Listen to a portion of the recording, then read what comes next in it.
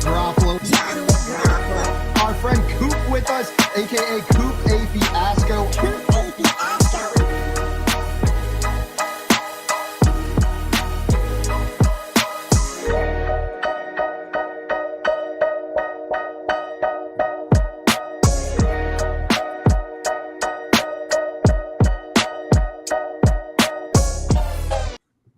What's up, everyone? Good morning and welcome into the Front Yard Fantasy Morning Show here on Better Sports Network. I'm your host, Simon, joined as always by my wildly handsome co-host, John Luke Garofalo. What's up, JL? Hydrating. It's Friday. Gotta hydrate. You gotta hydrate. Get you a big red cup, a straw, eco-friendly, reusable, of course, and hydrate. Get you a big red cup. Yeah, JL, that cup's only going to last you. That was the smallest sip I've ever seen a person take. You just like moistened your lips and then kept on going. I like to take little tiny sips. I don't. I like to ration out my water across the day. Liquids. If there is a liquid in front of me, I absolutely chug it. I'm incapable no matter of not what. doing so. It like, yeah, throw a bottle of Windex in front of me. If it's in like a fun cup with a straw, I'm going to just drink it. Like I'm a sucker for a cup and a straw. We got some people in the chat ready to hang with us today. Marie Coop had a good birthday. Well, his birthday fun's continuing all weekend. He's out of town on his birthday trip. So the love doesn't have to end, guys. If you want to keep wishing him a happy birthday, telling him you hope he's having fun on his birthday trip, I know he would love that. On Twitter at Coop A Fiasco. Just keep tagging him all weekend about his birthday. It's a really special time of year for him, and he would never ask for it. He's one of those guys. He's one of those people who likes to celebrate their birthday across an entire month. You know, just likes to make the entire month about him. And, you know, we're here to support him in that. So make sure that you celebrate all month long at Coop A Fiasco. Hit him with that HBD. And Marie, and you're saying little voice, Coop A Fiasco. Yeah, Coop exactly. A Fiasco. Every single time. Tommy, what's up, Tommy? Welcome, man. Good morning. And I see Craig and you're saying my puppy is waking me up at 4 a.m. Central Time. Can you guys start 2 hours earlier, please? Well, let me think about it. No, absolutely. That might be not, better Craig. for you, Simon, because you might, you know, it might be a little closer to when you go to sleep. Jail, you yeah. When I'm really tired, you've experienced me and my demeanor. I've experienced you when you're tired. This time frame is really pushing it to have me be moderately pleasant on this show. If you had I know. You're very mean before the show starts, typically. I am. If you had me on at 4 a.m. Central Time, so I'm up at like 3 a.m. Central Time, oh, I would be such a dick. Just real nasty to every single person. Also, Craig, and you're saying you've experienced me. Man, what a phrase. What a phrase. Oh, yeah, Jay. I'm going to start saying that just to people who I'm like not quite close enough to for that joke to land. We did have some news go across the NFL yesterday, Jail, that's probably going to affect some fantasy decisions this weekend. I wanted to run through some of that. First, yesterday, per Joseph Persons, Christian McCaffrey was asked about being on the injury report. And he said, I think at this point, if I went to take a leak during practice, I'd end up on the injury report. Sounds like he's not too concerned about his injury status on there. Can you blame him after that report came out? What was it, 2 weeks ago? Where it was like Christian McCaffrey, shin devastated. And then like 15 minutes later, it's like, actually, the wind blew and just accidentally gave him a little scratch. Like, how can you blame him when literally every little move he makes ends up getting reported as an injury? Nervous. I don't mind a little bit of sass from CMC on the answer to this question. It makes sense. I'm with you. No, I love it. If you have any worries about CMC, you should believe CMC here. And you know what? I say that, but we haven't extended that to all players, and maybe that's not the case. Don't believe CMC, but his health seems to be fine. I'm just thinking J.K. Dobbins earlier this season, whenever he said he was totally fine, and then he's not fine, and I just immediately threw that lesson out the window, right? Yeah. But here, I think everybody's idiots. Nobody knows better than I do, and I'm fully healthy for week 1. Week 3 still hasn't played. No, but I think this is a different situation here, and I think it's different in the way that you pointed out, JL, right? Like, we've seen this already happen once this season. But hopefully it continues along the path that it's going with him. I've got no worries about starting Christian McCaffrey. I'm not worried, yeah. I'm not worried. If you're not worried, I'm he's not Christian worried. McCaffrey. He's CMC, and maybe they'd be less buns if they got him the ball more. Like, just really, I want to see a game where they just say, okay, stop him. Do it. Know what I mean? We're like Derrick Henry method, Exactly. Just give it to them so much that they know where you're going with the ball, but they just can't do anything about it. It's not working for them elsewhere. Like Baker's still getting used to this offense. He's been there, what we said yesterday, 6 weeks. He's been in Carolina. Give it to CMC and tell the other team, okay, stop him. I dare you. Like, CMC's getting the ball every play. Let's see you stop him. Yeah, I don't know why you would. He's the best player on that team. He's the most athletic player on that team. I feel like it's not even a conversation. How do you feel about Matt Rule? Like, do you think this comes down to maybe him trying to be too cute with coaching or being too stuck to his plan, his system? Like the lack of extreme usage for CMC? I feel like every single kid had a classmate in middle school that was exactly like Matt Rule. I don't know what it is. I can't tell you what it is about him that makes me feel that way. But every single time he opens his mouth, I'm like, yep. I've been to, every single year growing up, there's a kid like you. I'm not that confident in Matt Rule. I think he'll be able to put together, hopefully, a better offense than what they've done so far. There's a lot of new pieces there, new coach and everything. So, yeah, give him a little time, but I'm not super confident.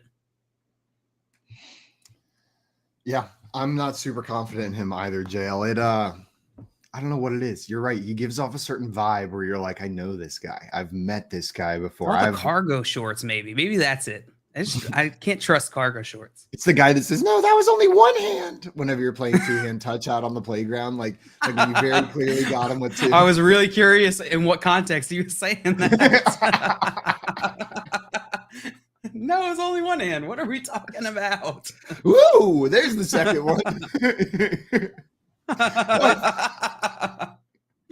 Didn't expect this while I was jet skiing. Ooh, whoa. Okay, Matt.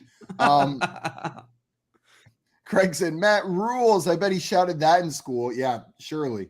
I bet his classmates didn't shout that very often, though. I bet he heard it all the time, and I bet he loved it. You're right. It's not like the Simon Says thing where that joke got older every time I heard it. It's like he's like, this gets better and better every time I hear it.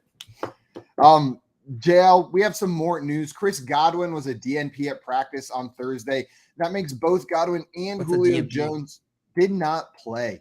So Chris Godwin did not participate, did not play, did not poop at the Steelers practice or at the Buccaneers practice on Thursday. Can you imagine if that was a designation?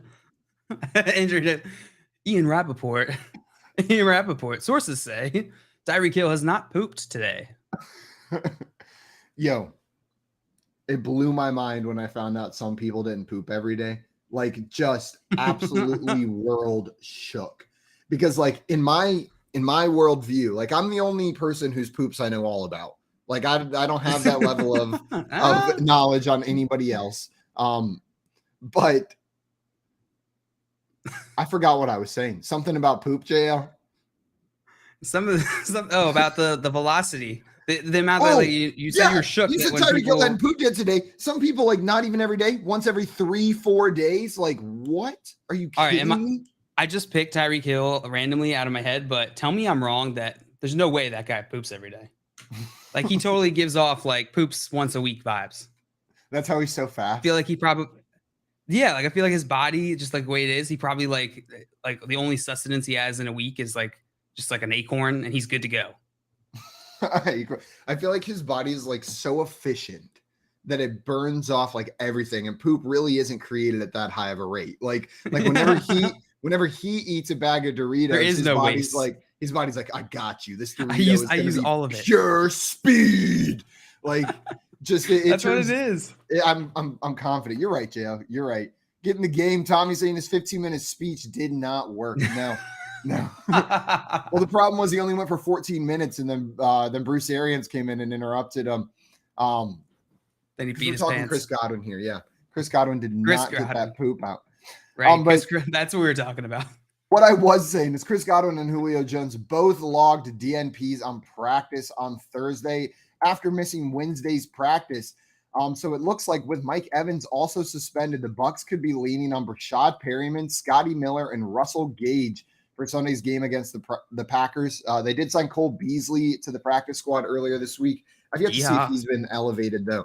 But JL, I mean, this is quite the conundrum. You thought, okay, well, they're adding Julio Jones for some depth here, right?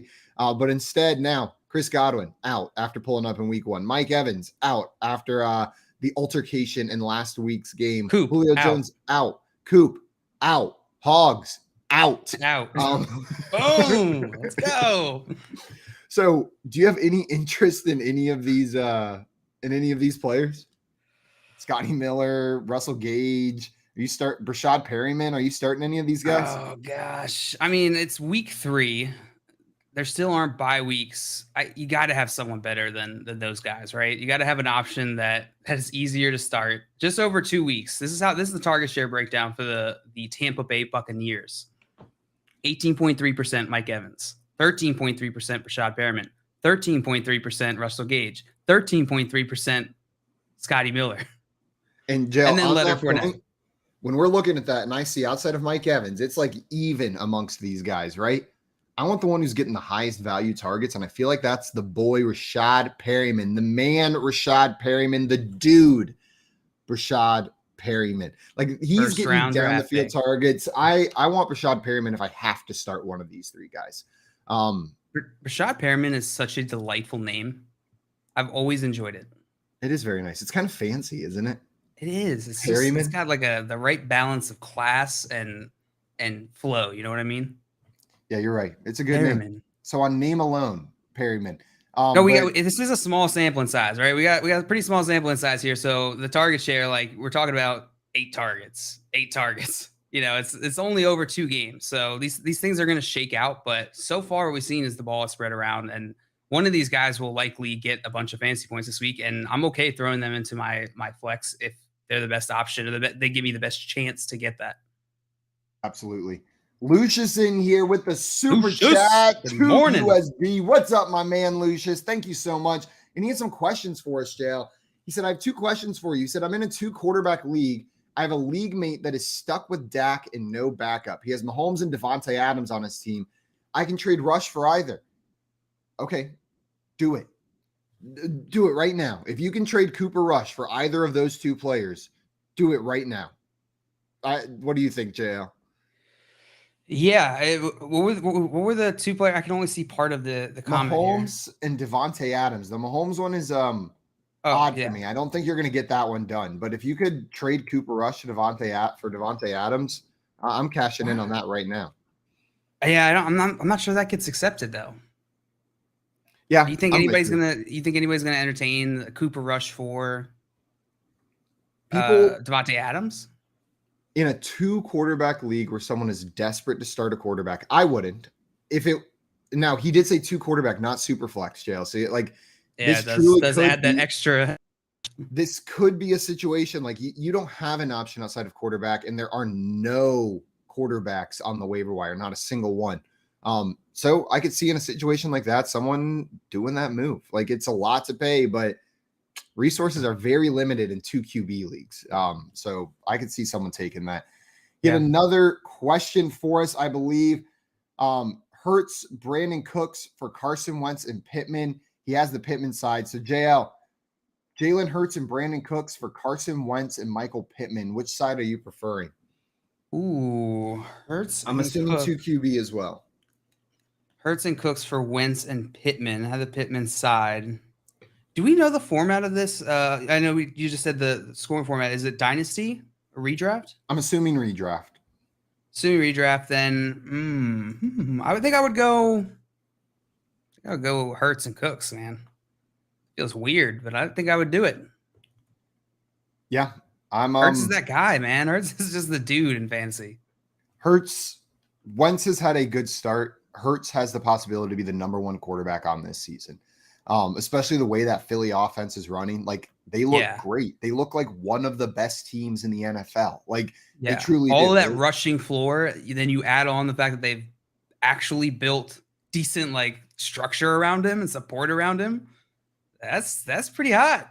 And then Brandon Cooks, sure, it's a downgrade from Michael Pittman, but how much of a downgrade? Like that Colts offense isn't doing anything special right now. Matt Ryan's not lighting the world on fire. So I know the Davis Mills-led Texans are concerning, but it's not like the Matt Ryan-led Colts have completely outshone the Davis Mills-led Texans at this point in the season. I don't know that like it's even fair to say the Davis Mill-led Texans because it's not Davis Mills' fault. The situation the Texans are in. No. You're right. Bill O'Brien's led Texans. No, it's not. He's Yeah, gone. Of his legacy. He's still feeling it. The mistakes he made on that team are still reverberating to this day. Maria in here said, walking past people, walking the pup, and I feel bad on blasting. That guy definitely doesn't poop every day. And said, or maybe they are the lucky ones listening to you, IDK. Ask them. Yeah. Say there's one NFL player who definitely needs a little bit more, needs a little bit better digestive flow in the NFL. Which one would it be? The luckiest Maria on the street. The luckiest people in the world, Jail, are those that every day without their consent have our words just blasted into their ears.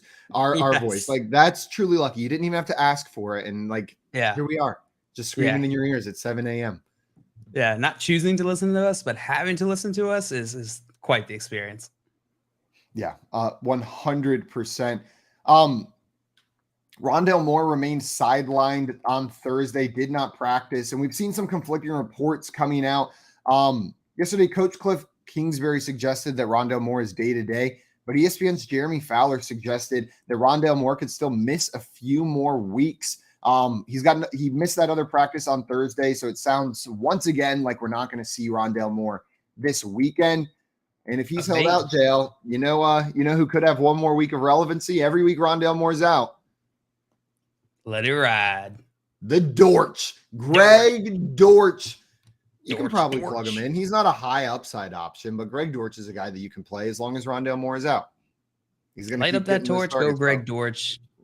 It's going to be great. Order that Dortch dash straight to your Dortch. Dortch dash. That was Craig who came up with that one, I believe, right? Craig said Dortch dash. From door to Dortch. Yesterday, Jets head coach Robert Saleh said that about Zach Wilson, that as soon as the doctors clear him, we will get him on the field. So this sounds like, I know there's been speculation that they keep rolling with Joe Flacco if they win. Tell me this isn't the part of the skit where it cuts over the doctor and the doctor's looking at the x-ray. He's like, yep, dog. Zach Wilson's ready to go. Dog. I was imagining this was the part of the movie where Robert Saleh purposefully used misleading language. As soon as the doctors clear him, we will get him on the field. Not he will be our starter. You know what I mean? Like, we will get him on the practice field. We will get him on there for a snap. I never said he'd play. Exactly. I'm not really afraid of that, but that's just the first thing I thought whenever I read this was like, that is the oldest trick in the book. Oh, it is the oldest trick in the book, but I think Saleh is above it. But Jail, are you nervous for these receiving options whenever Zach Wilson does come back? No, I would say nervous. I wouldn't use the word nervous. I would say I'm paying attention to it. Like I'm watching. I want to see how this passing offense shifts when there is someone new under center. If they're going to try and take a similar strategy than they've taken in the past, and we just haven't seen Zach Wilson on a long enough term. Like, he hasn't played consistently or consecutively enough for us to I feel like really get a good idea of what he's capable of. So I wouldn't say nervous at all. I'm not nervous, but I'm interested to see what Zach Wilson's able to do and how big of a step either down or up or not at all that this is going to be. If he's half as good at throwing a football as he is at smooching moms, then I'm all about it. Moms. Oh, he's a mom smoocher, Zach Wilson. A big old mom smooch. You know what? I think he's going to smooch a couple extra moms leading into this first game that he comes back, and he's going to come out and just light the world on fire. It's his secret power. It's Robert Saleh just doesn't let his mom come visit the facility ever. I told you not to talk to Zach. Oh, he's not important. He doesn't work here. No. That's actually our starter over there. His name's Joe Flacco. If you want to meet our starting quarterback, Joe Elite. Flacco. Go. Yeah, and Joe. That's spelled Elite. Do you think Joe Flacco's humble about being elite? Because I like to imagine him walking up and introducing himself as, hello, I am the elite Joe Flacco, like just fully embracing the moniker. Oh yeah, 100%. He's like that. Joe, we had a question in here from Highlights Talk. He said, should I take Derrick Henry for Alvin Kamara? I have Henry. So which side would you prefer? I know we also talk on here that we don't usually like these one-for-one positional trades unless they're in different tiers. Maybe you view that this way. This is an interesting one. This is interesting. I feel like I had this conversation a lot yesterday. There's a lot of Derrick Henry conversation and talking to fantasy managers who were rightfully concerned. We touched a little bit on it yesterday about we are concerned about Derrick Henry and whether he's actually going to be able to live up to our previous expectations of what we've seen from him. My take on it is that it's more likely that Derrick Henry, this is an anomaly, that he's not just fallen off like a cliff, gone from the top of the cliff to the bottom of the cliff in such a short amount of time. It's more likely that he's probably not going to be what we thought he is going to be, or this offense isn't going to be what we thought it's going to be. And he's going to give us close to what we expect from Derrick Henry, but not quite the vintage Derrick Henry that we're used to. And so I think you're right to be concerned. Henry for Alvin Kamara, I think is a pretty fair, just value wise. I would definitely consider format here. So yeah, any sort of PPR, I'm going to go Alvin Kamara. Actually, I think I'd go Alvin Kamara in most situations. Maybe standard, I'd stick with Henry.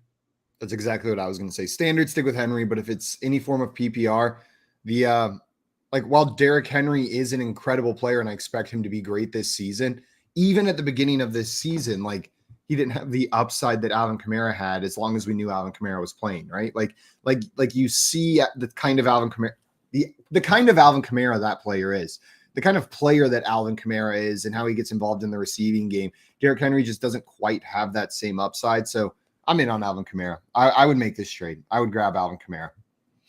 I get the concerns, though. We've got a lot more coming up. We are going to be talking about that Browns-Steelers Thursday night game and taking some of your fantasy questions. So load those up in the chat if you have any for us. We want to hear from you. We'll be going over some of this weekend's games. And JL, one of us, I still haven't calculated who, has a little bet to pay out on later. A Shrek voice bet. You still don't know player props from yesterday. No, I don't know who won yesterday. I thought you were being sneaky and trying to say, "Oh, JL, you're gonna do it." And I was like, "Oh no, no, I truly don't know who won. We're gonna find out live on air." And then Moose is joining us later on the show today. You're listening to the Front Yard Fantasy Morning Show here on the Better Sports Network. Sports, Dondo, and friends, presented by Mayo Media on Better Sports Network. Don't have to Brown they got to do the same thing like they made like an orange Notre Dame guy in the field. You know what I'm saying? That's an old school throwback. That's a throwback logo. I would take that off the field immediately. Like I was in charge of football operations for the Cleveland Browns. I'd be talking to the field staff, right? Hey, get this off the field right now, damn it. Get it out of here. That would be me right now if I was in charge of logistics, football operations for the Cleveland Browns. Like, hey, everybody, get over here. Everybody, get over here and get this thing off the field right now, damn it. That's what I'd be yelling at them like that, Nando. How do you do that? Do you have to yell at it? I know. I mean, how do you get stuff off the field? Yeah, how does that? I got that. Oh, really? Oh, yeah. You come out there with a megaphone like Joe Clark. Yeah. every ass needs to get in line and get yourself off the field. Lunch Money with Kyle and Ray, presented by FantasyGuru.com. Tua will never have a better game for the rest of his life. Okay, so if there was ever a time to trade high on a guy, 42 points, 469 yards, 6 touchdowns, now is it. Okay, there are people with Baker Mayfield, Daniel Jones, Mitch Trubisky, Jameis Winston. Like there's all kinds of people out there. Trey Lance. There's tons of teams that need a quarterback. I would strongly be considering trading him. I'm trying to remember we had him ranked at Fantasy Guru like for full season. I think we had him like 15th, 16th, something like that for the season. And a game like this could take him from 16th to 13th, just one game, right? I think he'll be very good. Is he going to be top 10? I'm not sold on that. If he is being viewed that way, and I think he likely is, if he's your second quarterback, as he almost certainly is, I'd be listening. Josh rolling to his left, looks back, throws the other way to his right. It is caught. in the end zone. Touchdown, Buffalo. Stephon Diggs. I want to thank Stephon Diggs. Woo, get it done. Josh will take another shotgun snap. Takes, looks downfield, fires downfield, looking for Diggs inside the 5, dives for it, makes the catch, and it is caught. Touchdown, Buffalo. I thought I was buried in a few leagues, and Stephon Diggs revived me. Gonna throw it to Diggs, bobbles, makes the catch, into the end zone, touchdown, Buffalo. Stephon Diggs, the hat trick, his 3rd touchdown for the Bills. This team is going to pass the ball. Josh Allen going for the MVP. The Bills on this Super Bowl run. So that guy was someone I wanted in the mid to late first round. Career year coming for him. The Playbook with Fensty and Ronis, presented by FantasyAlarm.com. Weekdays at 5 Eastern on Better Sports Network.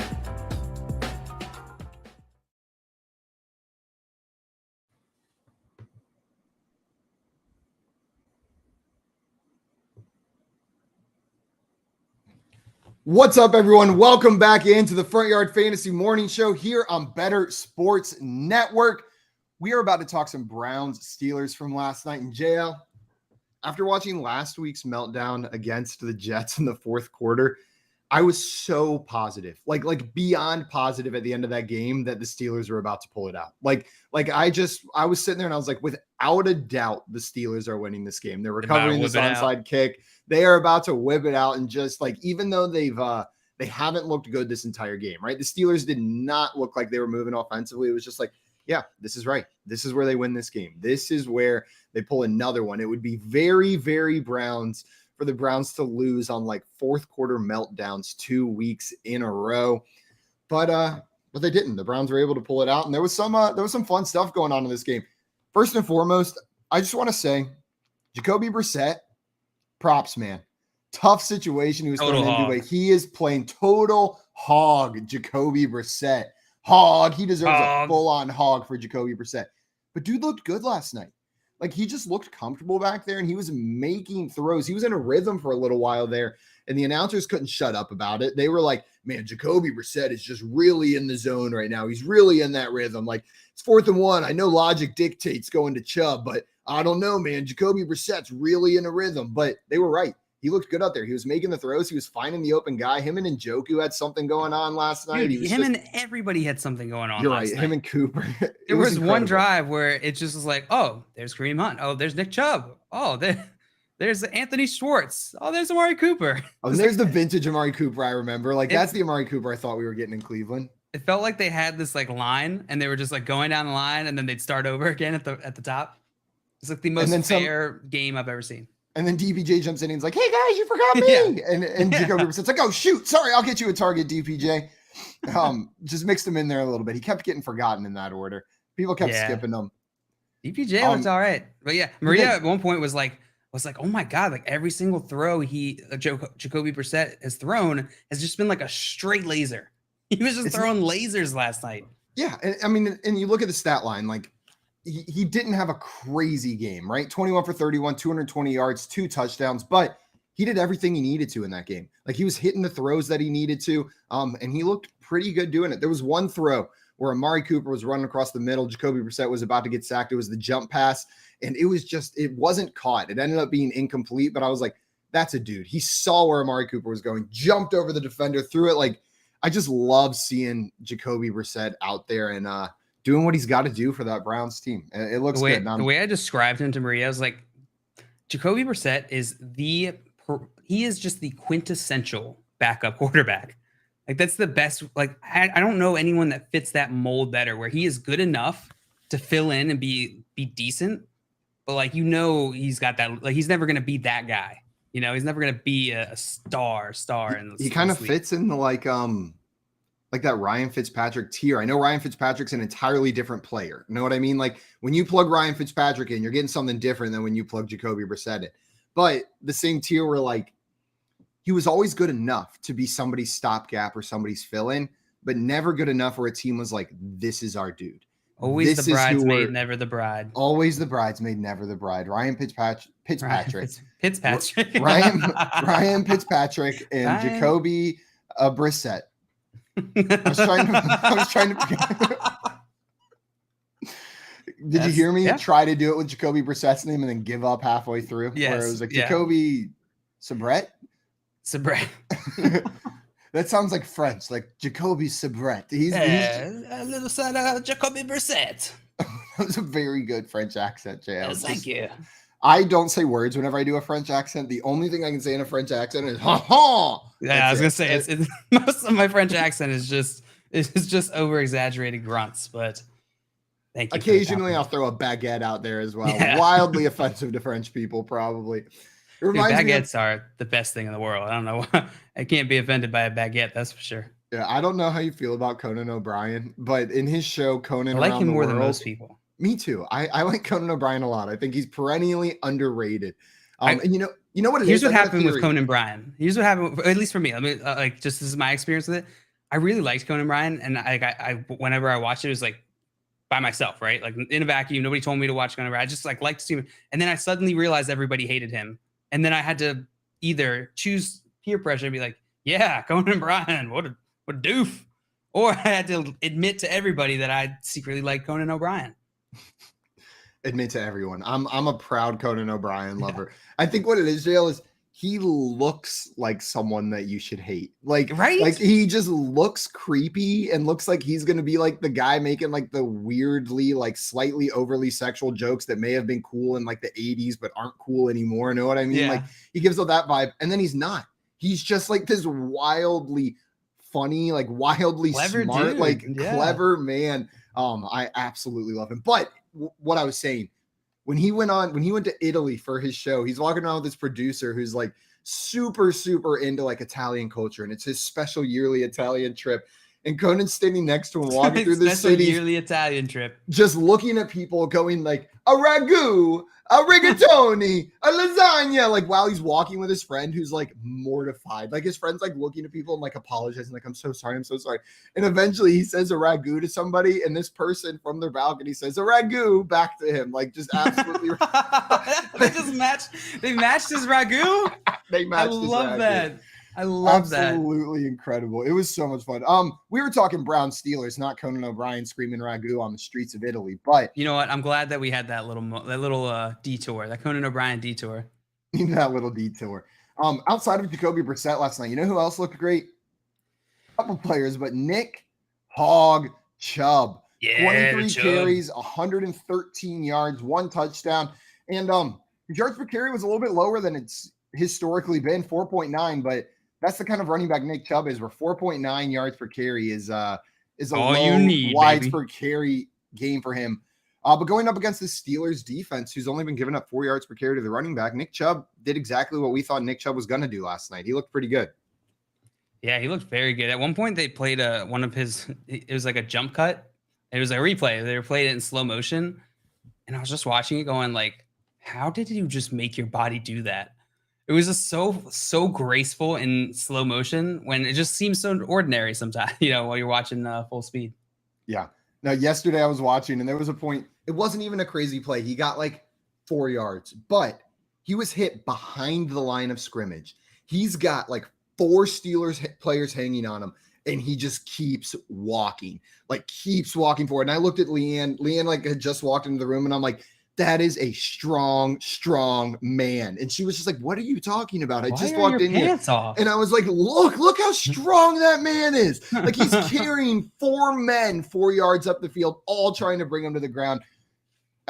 Number 1 PPR running back through 2 weeks, Nick Chubb is who we're talking about. How the turntables. And it's he set it up pretty nicely not to be caught here, right? With a 113-yard, 1 touchdown game in this one. Dale, does Nick Chubb have RB1 overall upside, or do you think maybe some of the perennial stars that we're seeing up near the top, the Alvin Kamara, the Saquon Barkley, the CMCs are just, the JTs are just off to slow starts? I mean, he's limited, right?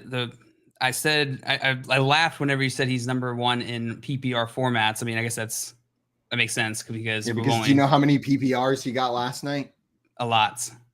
None. No PPRs. He was 1 target, 0 receptions for Nick Chubb. Oh, PPRs. I see. I thought you meant just points in PPR. I was like, probably a decent amount. But yeah, I just laugh because, Nick Chubb is the guy who gets disrespected in PPR. Nick Chubb is just, can we just agree on this, that Nick Chubb has been disrespected by the fantasy community over the last season or two? Yeah, but it's always in a weird way where it's like the condescending, like whenever someone he's the like best pure runner in the NFL. Exactly, He's just exactly. like not really that great for fantasy. it's like the guys who are like, oh, she's funny for a girl. Know what I mean? Like the misogynist. You've heard the assholes same who are joke like, 1,000 times, but for some reason you keep hearing it. And Nick Chubb, it's like, yeah, like he's really great as a runner. Like he's the best running back just as a pure rusher. Like exactly what you're saying, Joe. It's Why has everybody say the same? How do you all know that he's the best pure runner in the NFL? Riddle me this. What does that even mean? Pure? What, he got no pulp? Come on, get out of here. I mean, but he probably is the best pure runner in the NFL. He's a great runner. He's a great runner. But fantastic. I just wanted to say, I do think he could, like, we're seeing the upside of Nick Chubb, and that upside is 100 yards a game, and maybe he gets a couple catches, right? This week it was 0, but this wasn't a super pass-heavy game script. So we could see Nick Chubb finish as a top 3 running back this year, just based on that rushing work. His upside's limited, but we're seeing that doesn't necessarily matter whenever he can do what he can do on the ground. Kareem Hunt's going to always be limiting him as long as they're together, because Kareem Hunt, despite what the broader public believes, is a very good football player. And he always has been. He's never really not been a good football player. So at this point, you're still counting Kareem Hunt out. I don't know what to tell you, but he's going to limit Nick Chubb absolutely in a lot of formats, unless they, like the Browns, unless they switch to just giving him the full workload, which I don't think that makes sense from a football perspective. He's going to be limited, but not everything is about getting that running back or that player who's going to be the number 1 overall. Like, it's about getting value where you can, and then all that adds up. You know what I mean? Yeah. I mean, and to your point, Kareem Hunt, it wasn't like he wasn't involved yesterday. They just ran the ball a ton. Nick Chubb had 23 carries, but Kareem Hunt still had 12 carries, put up 47 yards. I feel like that's a little deceiving because I feel like he looked better than that 3.9 yards per carry is giving him credit for. There were just some big plays by Kareem Hunt out there, but he'll have his weeks and he'll be involved, but Nick Chubb can still eat. You can see in this offense that both of these guys can be successful. Craig says, it always sounds like you're saying Kareem Hunt. Kareem Hunt. Kareem Hunt. Kareem Hunt. We are not a DNP after some Kareem Hunt for dinner. Throw cream in anything, and that is not a DNP. It is a DDP. It definitely did poop. You've got 2 designations, a DNP and a DDP. I'm terrified to get in on this. Jordan in here says, if all the unpure runners keep underperforming, Chubb will finish pretty high. Pretty high. Yeah. That's true. He's not wrong. Fantasy Dog said, stop it, y'all. Stop it. Absolutely not. Never. You can't stop me. I love this show. Me too. I love the chat. Me too. Yesterday, Amari Cooper was the first Browns player with 100 receiving yards and a receiving touchdown in consecutive games since Josh Gordon in 2013. No other Browns receiver. That sounds like a hard stat to find. But it probably wasn't. No, it was not a hard stat to find. It was just out there. But Amari Cooper is the first Browns player with 100 receiving yards and a receiving touchdown in consecutive games since Josh Gordon in 2013. And I don't think maybe many were expecting that to happen at the beginning of this season with Jacoby Brissett at quarterback, right? Like they're expecting this offense to not be able to support like 100-yard receiver. Is Amari Cooper getting into that? You got to start him every week territory. I don't want to answer that, Simon. I mean, you got to start him every week, but of the 33% of his games, he scored 3.2 fantasy points. So 1 out of 3. 1 out of 3. Yeah, week 1, 3.2 against Carolina. 3.2 against Carolina. New York Jets, 20.6 points in this is half PPR format, and then 19.6 last night. I mean, he seems to be the guy in that offense, and Jacoby Brissett is putting it together well enough that, I would be starting Amari Cooper every single week. He's got Atlanta this week. Or I'm sorry, next week. The only thing I worry about with Amari Cooper is against bad teams, the Browns don't have to really throw the ball. Know what I mean? Like we can see them win the game with Nick Chubb and Kareem Hunt.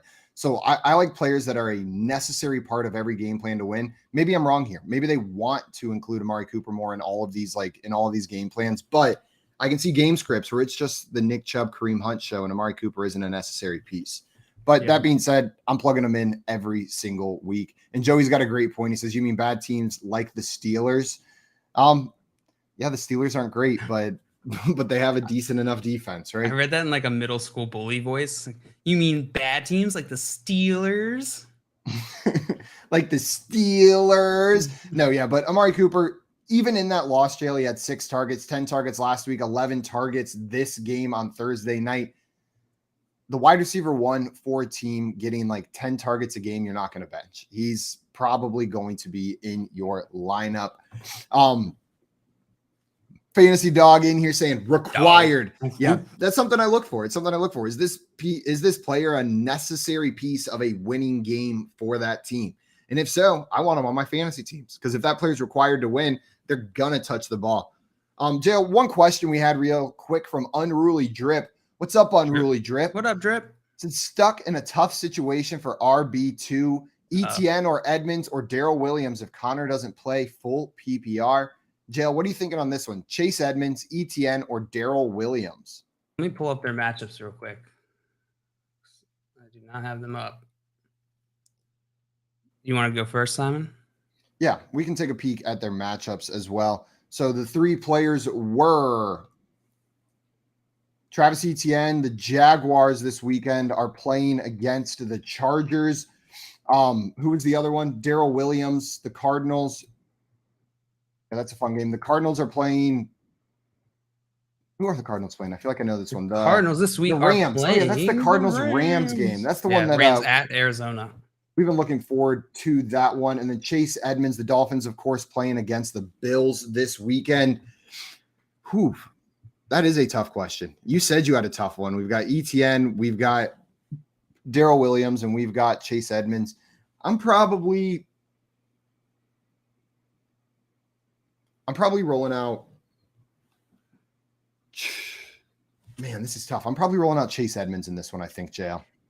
Yeah, I think I would sit Darrell Williams.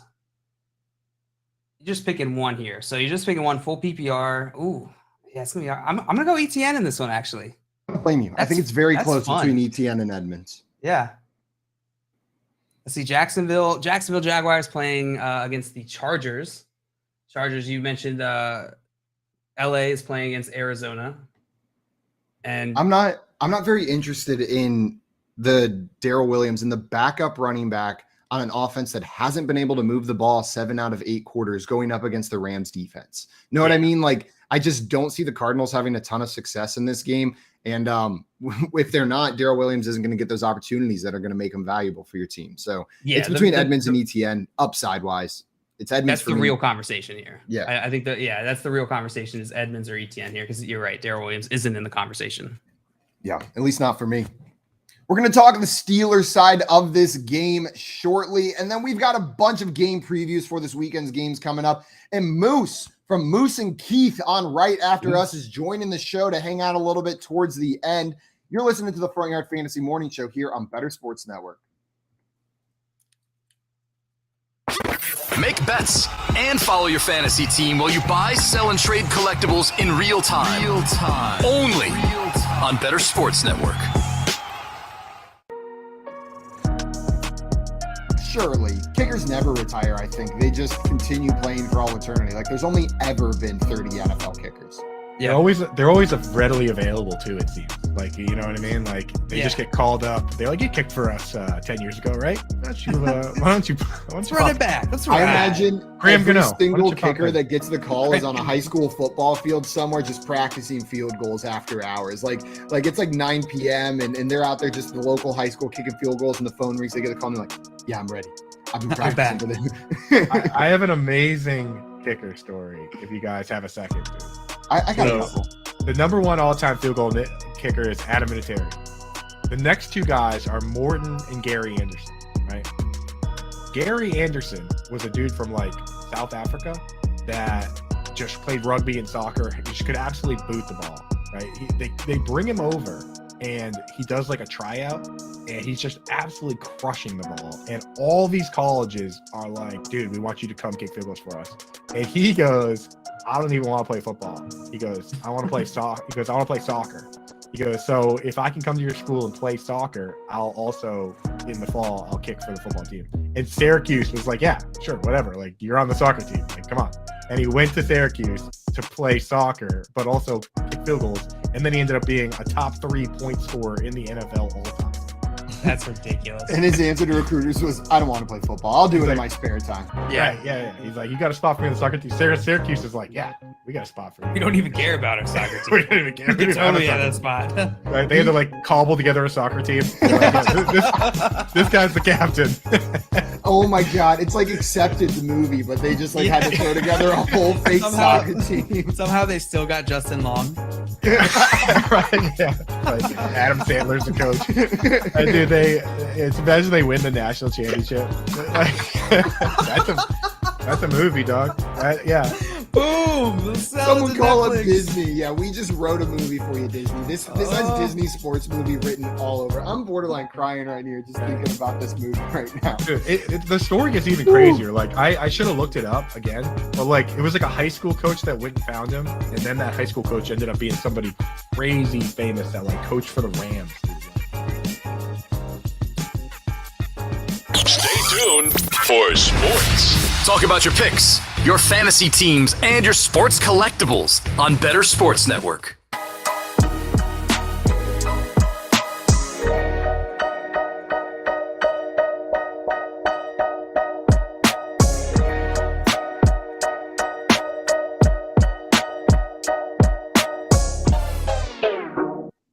Welcome back in. Good morning. You're listening to the Front Yard Fantasy Morning Show here on Better Sports Network. And JL, we talked a lot about the Browns side of the ball here, but we probably got to talk a little bit Steelers as well. But there's less fun stuff to talk about on the Steelers side. The first thing I want to talk about is I think most people got in at that 38.5 line. But if anybody, I think I saw a line out there at 40.5 for this game. I did the math out last night because I was like, oh my God, did that just hit did that just change it to the over? Oh my God. And so I'm sitting there like doing the math, like, no, okay, I think it was at 39 right before that touchdown. And I was like, I think the line was 38.5. We're safe, but wow. Exactly. Like it was that close to being like one of the worst beats of all time. And maybe there was a book out there that had it at 40.5 instead of 38.5, but I saw 38.5 But if anyone got that at 40.5, if anyone got that game at 40.5, I am so sorry. Just what a horrible feeling to watch that touchdown. You win some, you lose some. Play. Oh my God. Denzel Ward coming up with that one at the end of the game. But they tried, right? They tried. It looked like Mitch wanted to go downfield. Nothing was open, and they gave it their best shot. And we've seen that work before. We saw Kenyon Drake run one in with the Dolphins. Man, I wish Coop was here to remember this with us against the Patriots that one year. That was maybe one of the most fun plays. Coop was a great guy. He's a great guy. I'm starting to it's getting fuzzy in my head. Like, I know. I can't really see his face. I can't like pull it up. It's been so long. Yeah. All that keeps popping up is Paul Rudd for some reason. Every time I close my eyes and try to imagine Coop, it's just Paul Rudd over and over again. Goldman Sachs employees, and that's all I can think about in my head. In like some sort of like tan overcoat with a scarf, fully beige suit, fully beige 3-piece suit with a pocket square that's also beige. Also, we got Fantasy Dog and you say Naji is tough. Naji is tough. Oh my God. Man. I was cracking up because like I felt like the last 2 days leading up to this game, I was just disparaging people for panic tilting all over Twitter with their fantasy players, these like high draft capital guys who we've drafted, everyone was drafted super high, and then immediately everyone's off them. Like, all right, should I trade Naji Harris for Darrell Williams? And then last night, Naji looked good. Naji looked pretty good. He was getting a decent amount of volume. I know it wasn't maybe like vintage Naji, which is just a funny thing to say. Like he still didn't, the box score doesn't really look impressive. 15 carries, 56 yards, a rushing touchdown, 3 targets, 3 completions for 5 yards. And he did fumble once during this game. But to me, Simon, this was, at least as it pertains to Naji, like Naji looked great. This doesn't feel like a Naji problem when I watch him play. It feels like a Steelers problem.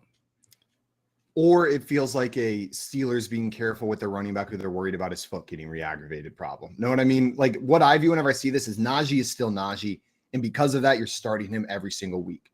But maybe we're not going to see Najee get 23 plus carries like we see Nick Chubb get, right? Like it looks like they want Jalen Warren to be involved in this offense at the running back position. I think the sole reason is to keep Najee from having that massive workload, right? Like they're a little bit worried about that foot, but it's still Najee Harris. He's still the dude. He's still hitting spin moves like crazy.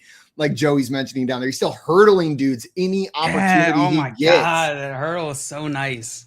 Man, it was a game of hurdles. Kareem Hunt had a decent hurdle in that game as well. Nothing like instantly just brings me absolute joy than a hurdle.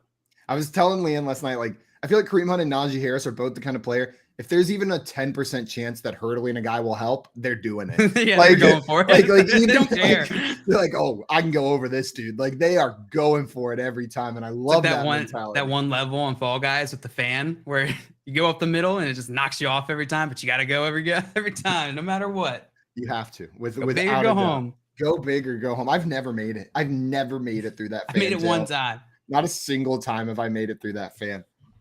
No, but Najee is absolutely insane. Jay, and you're saying trucking guys into the end zone. Yeah, speaking of Denzel Ward scoring that touchdown at the end, he made Denzel Ward look silly down there. Just absolutely demolished him in the end zone. But I'm not too worried about Najee Harris. In fact, I'm happy if I have him on my fantasy teams, and I'm plugging him in every single week. I'm about to go send a ton of trade offers for Najee Harris today. Yeah, I mean, in jail, this might be the time to do it because, like you said, he looked good yesterday. But you look at the box score, you look at his fantasy score, 13.1 PPR points. That's not inspiring to people, right? So this could still be in that like maybe buy low window for Najee Harris. Right. Yeah. And, a lot of your league mates are going to be upset because where they drafted him, they're viewing that as a huge loss. They're viewing 10 points from the fantasy week. Oh, that's the worst. It's Najee Harris bust. So I'm absolutely going to go try and trade for him later today. The next player I want to talk about, JL, not the most impressive player from a fantasy perspective, right? You're not like wildly thrilled with his output on your fantasy team, but you are wildly thrilled with the athleticism that you saw from George Pickens to make that absolutely unreal one-handed catch. Like, I didn't fully appreciate it in the moment of how insane of a catch that was. And then they showed the replay, and I was like, what the absolute hell did that man just accomplish? Like, it was. I gasped super loud watching it live and immediately stood up and tried to go film it. I was like, what? Oh my God. It was unbelievable. Tommy in here saying better than the OBJ catch. Yeah, you know what? The Steelers, I'm just going to continuously for the rest of the time I play fantasy football, as long as Mike Tomlin's there, as long as this is the same Steelers coaching staff, when they draft a wide receiver, I'm just going to trust them. Like, I'm just going to say, okay, like, yeah, they've had a couple misses, like James Washington missed. Martavis Bryant, I'm not sure I'd qualify that as a miss. He was great when he was on the field, but just look at the names. They keep drafting studs. Deontay Johnson stud. Is high. Chase Claypool, good wide receiver. Know what I mean? Like, even if you weren't thrilled with what he's doing out there. Just value. You can't argue the value they've gotten at the wide receiver position over the last 5-10 years.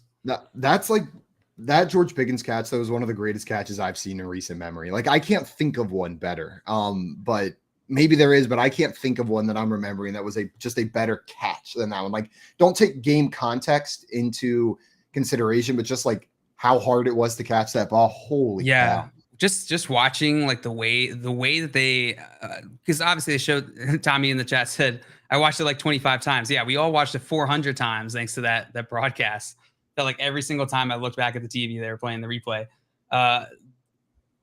It's insane. And just watching like in slow motion, the way that they have control over their like OBJ and Pickens in these catches, like control over their body and the balance, like midair, you can see him like shift his body weight to be able to extend the way that he needed to. And that to me is just, I love stuff like that because that's cool. Most people cannot do that. Like, that is an elite talent right there. And of the people that can, a lot of people wouldn't, because that's terrifying to lay out like that. Like, know what I mean? Like, truly terrifying. It turns out in order to be like one of the best wide receivers, you have to value winning and catching the ball over your own physical well-being, right? Like Mike Williams method. Exactly. Like the school of Mike Williams. Mike Williams. I was right there with you, Simon. I was like, my brain was on that path with you. I was about to go there. Your body's just a vessel. The wide receiver lives inside. He's fighting to get out. We're all just vehicles for Mike Williams. Fantasy Dog saying transcend space and time. Yes, this body is just a container for your wide receiver greatness. And George Pickens has that in him. He's got that fight in him. He's got the I'm going for this ball. He did still look like a rookie. He had a couple rookie moments, like balls he should have caught that he didn't. But I'm excited for George Pickens. I think he might be worth a pickup, and like he's worth having on your bench. I think this speaks to that, like, you know, I heard a lot of people talking about off the field concerns or behavioral issues or like personality issues with Pickens coming to the league. And I understand those, and it's absolutely a part of it, but I feel like it gets simplified so often in this league and the media and just the broader community. And it always seems like there's value because people will count players like this out just because of what they perceive as like, oh, this guy's got off the field issues. There's no way he can be a successful or talented person. You know, he's still a human being, right? So there's value to be had on these players who are crazy talented, but everybody's discounting them because of one reason or another. And so if it's not attached to football performance, there's probably value to be had there. Yeah. Craig said, is he the Pickens of the litter for you, Simon? Well, if the litter is the 2022 rookie draft class, then no, he's not the Pickens of the litter, but he's up there. He'd be like my second or third choice if I had my Pickens of the litter of this rookie draft class. But Garrett Wilson or Pickens, Simon? Dynasty. In Dynasty. Oh God. You're Garrett on the Wilson. clock. It's Garrett Wilson. It's Garrett Wilson. But I've been a Pickens lover for that reason that you said, Jay. I think a lot of the reason that his value got put down was those off the field issues, but he's the dude. He's the man. And we're seeing why the Steelers drafted him. I think I like Pickens more than I'm not going to say more than most now. After that catch, I think everyone's on board. I think everyone sees that catch and like, okay, I'm in. But George Pickens I think he's going to find success in the NFL. He's going to be a great wide receiver. But give me Garrett Wilson. I'm a huge fan of Dill Pickens. Sweet Pickens are trash, though. Oh, I don't like Dill Pickens or Sweet Pickens. Oh, you and Scott Fish, menaces. God, just whenever you go Dill to Pickens are delicious. Whenever you go to Chick-fil-A or Popeyes and you order that sandwich and you forget to say no pickles, it ruins my day. Like every single time, like it truly like puts me in a sour mood for the rest of the day because I open the sandwich. I know it's my own fault, right? Like I'm not going to go in there and Just like complain in your about car. it. Like it's my own fault. I didn't say no pickles, but you can take those pickles off. That sandwich will still taste like pickles. Every bite of it. It's the best feature about pickles. God, honestly. every bite of it it is going to taste like pickles. And it's the other like, day, I good. ordered a standalone pickle slice. Like it didn't come with my meal. It cost extra. It was just a standalone item. And I was like, you know what? This is adulthood. Finally made it. JL, the other day, Leanne and I got Wendy's. It's still sitting on my counter because apparently I didn't actually want it. But I was looking at their menu and they had they've got the pretzel bun burger back on. But I don't want the burger, but man, did a pretzel sound good, right? And so, but a pretzel, not even a pretzel bun. You were just like, that's kind of like a pretzel. Well, exactly. And I was delicious. like, can I get just the pretzel bun? And they did it. There's a pretzel bun, a Wendy's pretzel bun, just sitting on my counter right now because I didn't eat it yet. Maybe I'll grab it during the break and eat my breakfast. The Wendy's pretzel bun in the mail or a picture? Mail. Yeah, I'll send it to you. No problem. Can't eat a picture. Dustin in here is on my team, says pickles are so gross. Oh, That's right, Dustin. Just disgusting. Oh. Craig and you're saying also I drank an empty jar of pickle juice last night, Simon. It is good for hydration. Well, if it was empty, how good for hydration can it be? That's a great point. I can't argue with that one, Craig. It's got you there. Yeah, come on. No, my old roommate would tell me horror stories of like his childhood family memories where they would just when the jar of pickles was done, Luke, and they would pass the jar of pickles around as a family, taking turns taking sips until it was empty. Taking sips? Why? Yeah, just taking just eat the pickles. You don't got to drink it all. Imagine like high school kids like passing around a bottle of liquor they stole from their parents' liquor cabinet. It's that, but with pickle juice and a bunch of Presbyterians is what is what Luke's family would do. A bunch of Presbyterians. Oh my God. I feel like it's the people who will like eat the outside of a banana, like the banana peel. Be like, what? You can eat it. It's fine. Yeah, it's fine. It's nature. You can eat the banana peel. Biodegradable inside. No, you can't. And stop pretending like you can. Even if you can, we know you don't enjoy it. We know what it tastes like. Get out of here. We've all tried it once. Last night Mitchell Trubisky looked fine. Better than he has in the first two games, I guess. He passed 200 passing yards for the first time this season, 20 for 32, 207, 0 touchdowns, 0 interceptions. Deontay Johnson was his main target in this game, 11 targets for Deontay Johnson, 8 receptions for 84 yards, and no touchdowns. I know the rumblings are happening. The grumblings are starting to occur in Pittsburgh. The Tommy trembles. They want to see Kenny Pickett. Do you think we're going to see him based on what we're getting from Mitch Trubisky? Man, I could see it happening. Mitchell Trubisky has not, I like how I use his full name. I don't know why it sounded like I was his mom. It's Milky Trubilky. Mitchell Anthony Trubisky. Milky Trubilky. Milky Trubilky. Oh my God. How much can we just absolutely just disfigure this man's name, this poor guy's name? He hasn't looked great. He had a lot of passes that just were not hitting the mark. I saw a lot of people dragging him on Twitter last night about George, that's how you have to catch. If you want to get a reception in a Mitchell Trubisky offense, this is how you have to do it. It's George Pickens. Lay out. Milky Trubilky. Milky Trubilky. For it. No, it's we might see Pickett. I bet before the end of the year we're seeing some Kenny Pickett out there. The Steelers team, he's doing fine enough, and I don't know that Kenny Pickett's going to be like that much of an upgrade at this point. He's definitely more of a development type player, so I don't think they're going to feel pressured to put him in. Well, Jalen, him being not much of an upgrade, I think, is part of the reason why we will see him. I don't think the Steelers team is going to be like a competitive playoff team this year, right? Like, I can trust them to get to at least like a winning record, right? But I don't think that's going to be enough to make the playoffs. Is this the year Tomlin loses? No. Tomlin still ends with a winning record, I think, this year. Yeah, I'm not taking a bet against Tomlin. But Kenny Pickett, I don't know that if he goes out there in like a game manager role, I don't know that it's going to be that much worse than Mitchell Trubisky, and they may just want to see what they have from their quarterback. Joey's getting censored down in the chat, but I have no idea what he's trying to say. He said, "Get that tiny-handed blank out of here," which just made me laugh. I know, but I fill it in from our perception. It's also censored out, and so I'm just filling it in with whatever my imagination goes to, and that's pretty funny.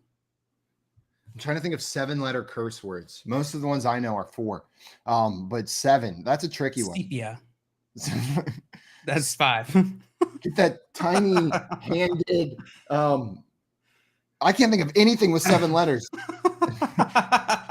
Get that tiny-handed continue out of here. Oven jar out of here. Oven jar. What is an oven jar? It's a jar that goes in your oven, JL. Very clearly. With pickle juice. No, it is not filled with pickle juice. God, the smell in your house. Step 1, preheat your oven. Step 2, heat up your pickle juice at 425 for 35 minutes. Oh, like my Turn the boiler on high. You want to torture me? Make me boil pickle juice in my home. Like, just fill the air with pickle steam. That's disgusting. I'm going to vomit. Pickle steam. Don't say pickle steam. What do you want me to say instead?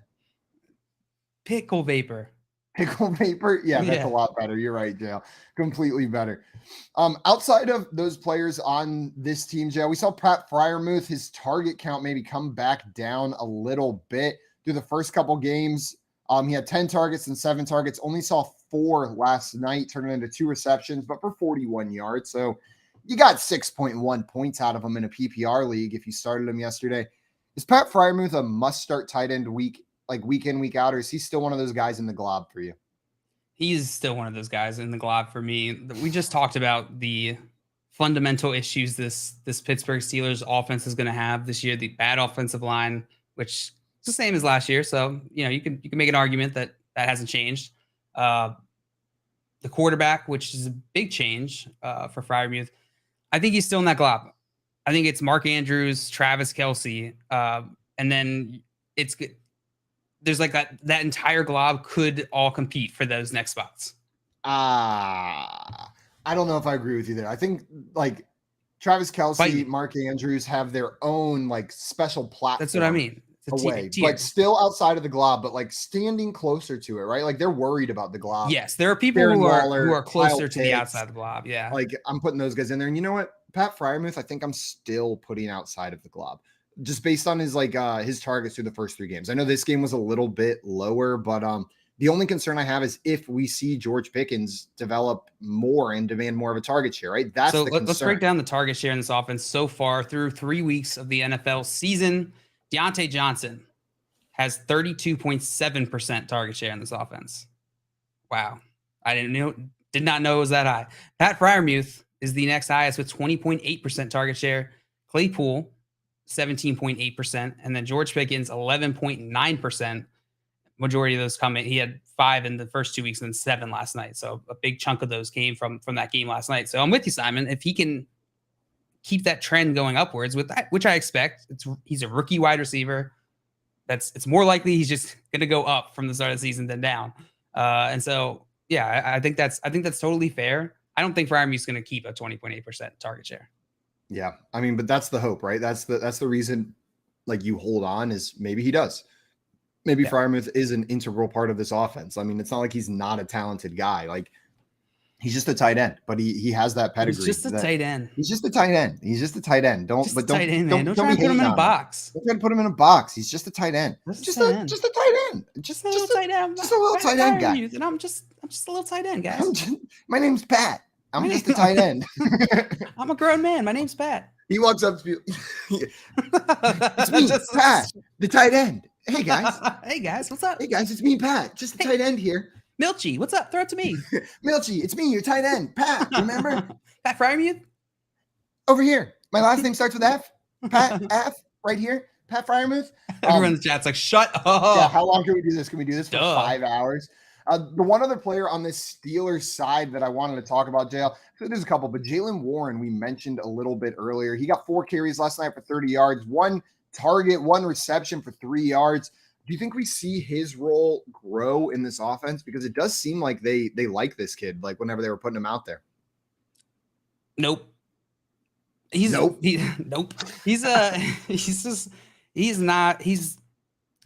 role in this offense, and it is the Samaje Perine role that Samaje Perine has in the Cincinnati Bengals offense, which is that he's going to pop in, he's going to get used as like a change of pace back for Naji Harris, but he's not going to be, I don't think he's going to compete to be even a fantasy viable option in his offense consistently throughout the year.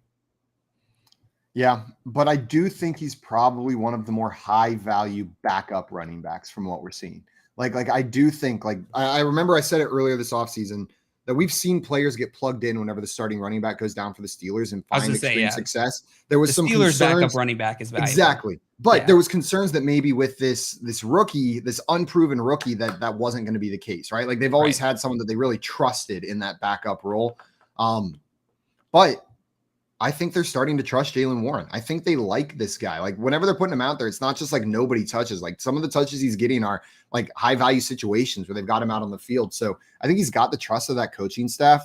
And if Naji Harris goes down, misses time, Jalen Warren's a plug and play for me. Like, just so when you plug say, him in. When you say you feel like you're getting more confident that they're getting more confident in him, what is telling you? Is it it's the situations they're putting him in? It's the situations that they're putting him in, right? It's not just like first and 10. Volume wise, it's pretty static. It is pretty static, but whenever he's going out on the field, it doesn't seem like just a break for Naji Harris or just a play that they're plugging him in on. It seems like in that situation, they're trusting Jalen Warren.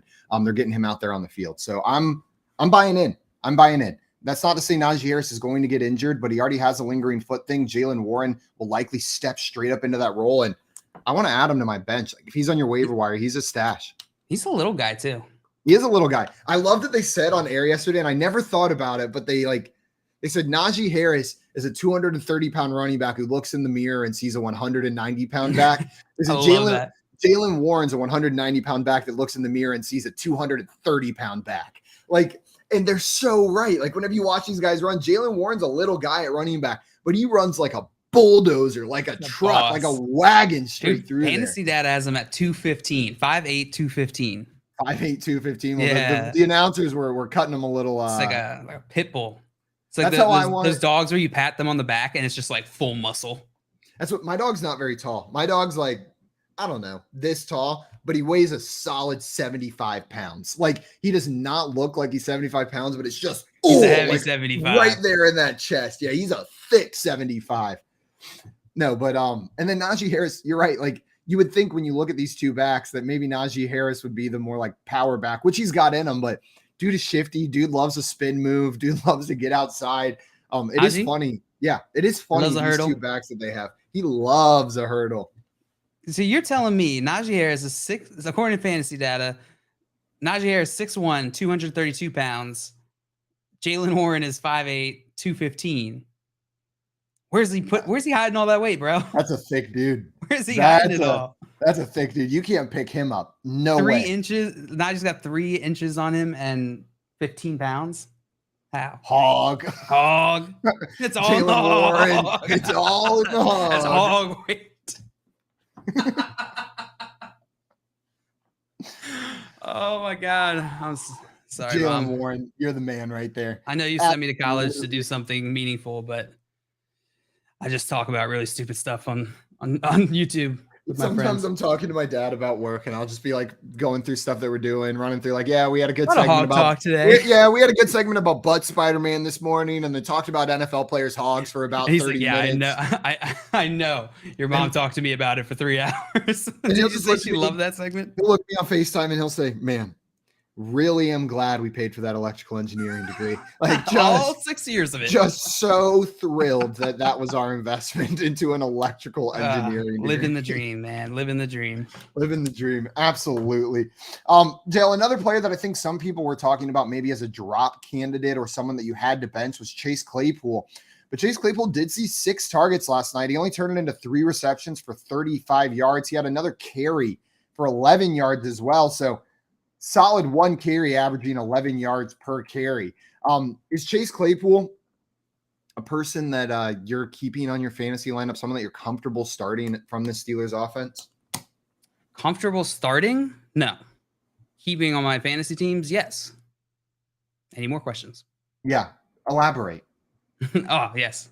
Happily. I mean, so in half PPR formats, let's just break down his performance so far. Week 1 against the Bengals, 7.4 fantasy points. Week 2 against New England, 4.6 fantasy points. And week 3 against Cleveland, 6.10 fantasy points. 6.10? I can't not read it that way because that's how it's listed out. 6.1 fantasy points, 6.10. That doesn't make any sense. Yeah, 6.1. So there's not a person in the world that can convince me that they're comfortable starting Chase Claypool unless it's like a 64-team league. Joe, that 6.1 is not PPR, right? Because that doesn't make sense. PPR. Okay, gotcha. Just want to make sure. What were you saying? Oh, it doesn't make sense to start him. No, I'm with you. There's but I'm keeping him. Yeah, my point is that like I'm not comfortable starting him at all, but I'm certainly not getting rid of him. 6 targets a game is decent in this Pittsburgh offense. Exactly. Like he's the kind of player where if you need a bye week fill in or you need a player's injured, you need a last second start. Like Chase Claypool's gonna get, he can get 6 targets in a game, and that's great for. He has every single game this year. Right. Like it's 6 targets are there, right? One of these days he's gonna bring down a touchdown. One of these days we're gonna get a touchdown for Chase Claypool on those 6 targets, but it may not be. Yards. Yeah. Hopefully. No, it's gonna be 35 yards and a touchdown whenever it happens. Yeah, 150 targets, 3 receptions. What are his yardage totals in those 3 games, Jill? Did you say that? I did not say that. It went 18, 26, 35. 18, 26, 35. Yeah, you're not too excited about starting that, are you? No. And then, I mean, that's everywhere the ball went for the Pittsburgh Steelers. That's every single player that touched the ball in this offense. Fairly concentrated, but spread out between those guys. Deontay Johnson was the only one who really seemed like he saw enough to maybe sustain that volume. I feel like we talked a lot about like concerns for Deontay Johnson going into yesterday's game with the wind, with the Browns defense, but he was fine. Like 11 targets, 8 receptions, 84 yards. Like you'll take that, right? You're not upset about that. 16.4 PPR fantasy points. Like that's a great week for a wide receiver. Is this what you're expecting from Deontay Johnson week in, week out? Like this kind of volume, this kind of fantasy line? This kind of volume, yeah. That's why we drafted him where we drafted him, right? We expected that. This type of performance, no, I expect better fantasy performance from him going forward. With that type of volume, I think it's only a matter of time before he starts being a little more efficient with it. Yeah, I mean, this line for him, right, was without a touchdown. Like he scored 16.4 fantasy points without scoring a touchdown. That's what you want to see from a wide receiver, right? Like 8 of those points, especially in PPR leagues, came from receptions. This, you said it, Jill. This is the Deontay Johnson that you drafted him to be. Is just this 11 targets, turning into 8 receptions and 80 yards. Like that's it. That matches. You should be thrilled with this game if you're a Deontay Johnson manager. Right. So That's happy about why it. we all started loving him whenever the hype was going up. Yeah, and I'm sorry to everybody that I told to bench him yesterday. I really thought that wind was going to change that game plan a little bit. Meat bonk on that one. Coming up, we're going to be talking about this weekend's games, this Sunday slate, and we've got a Shrek voice bet to pay out as well. And then Moose is joining the show a little bit later as well. You are listening to the Front Yard Fantasy Morning Show here on Better Sports Network. Rondo and Friends, presented by Mayo Media on Better Sports Network.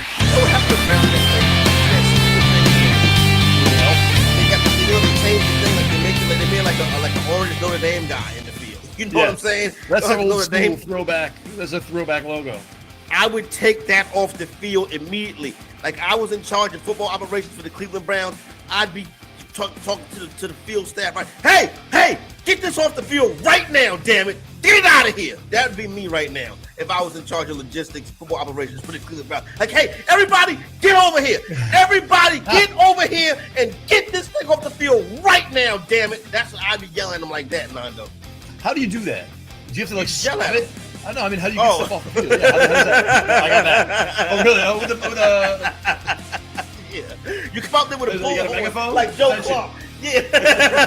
every ass needs to get in line and get yourself off the field.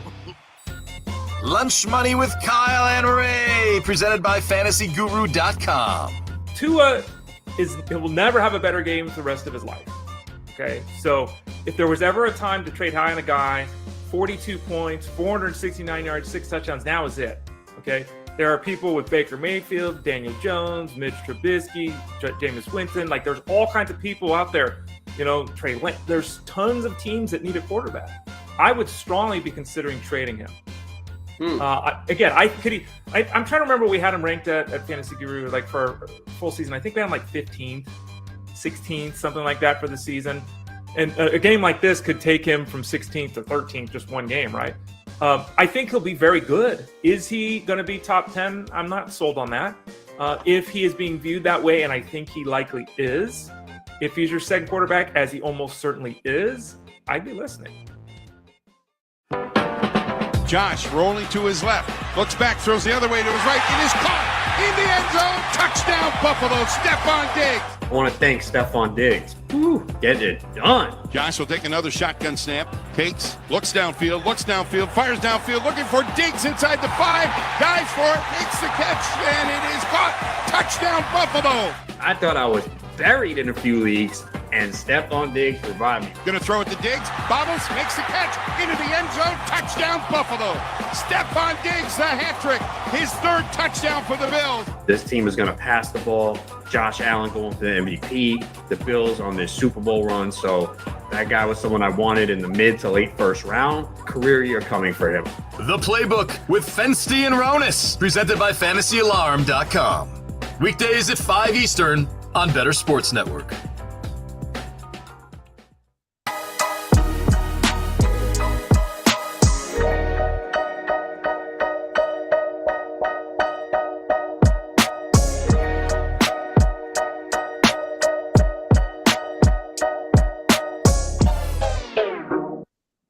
What's up, everyone? Welcome back into the Front Yard Fantasy Morning Show here on the Better Sports Network.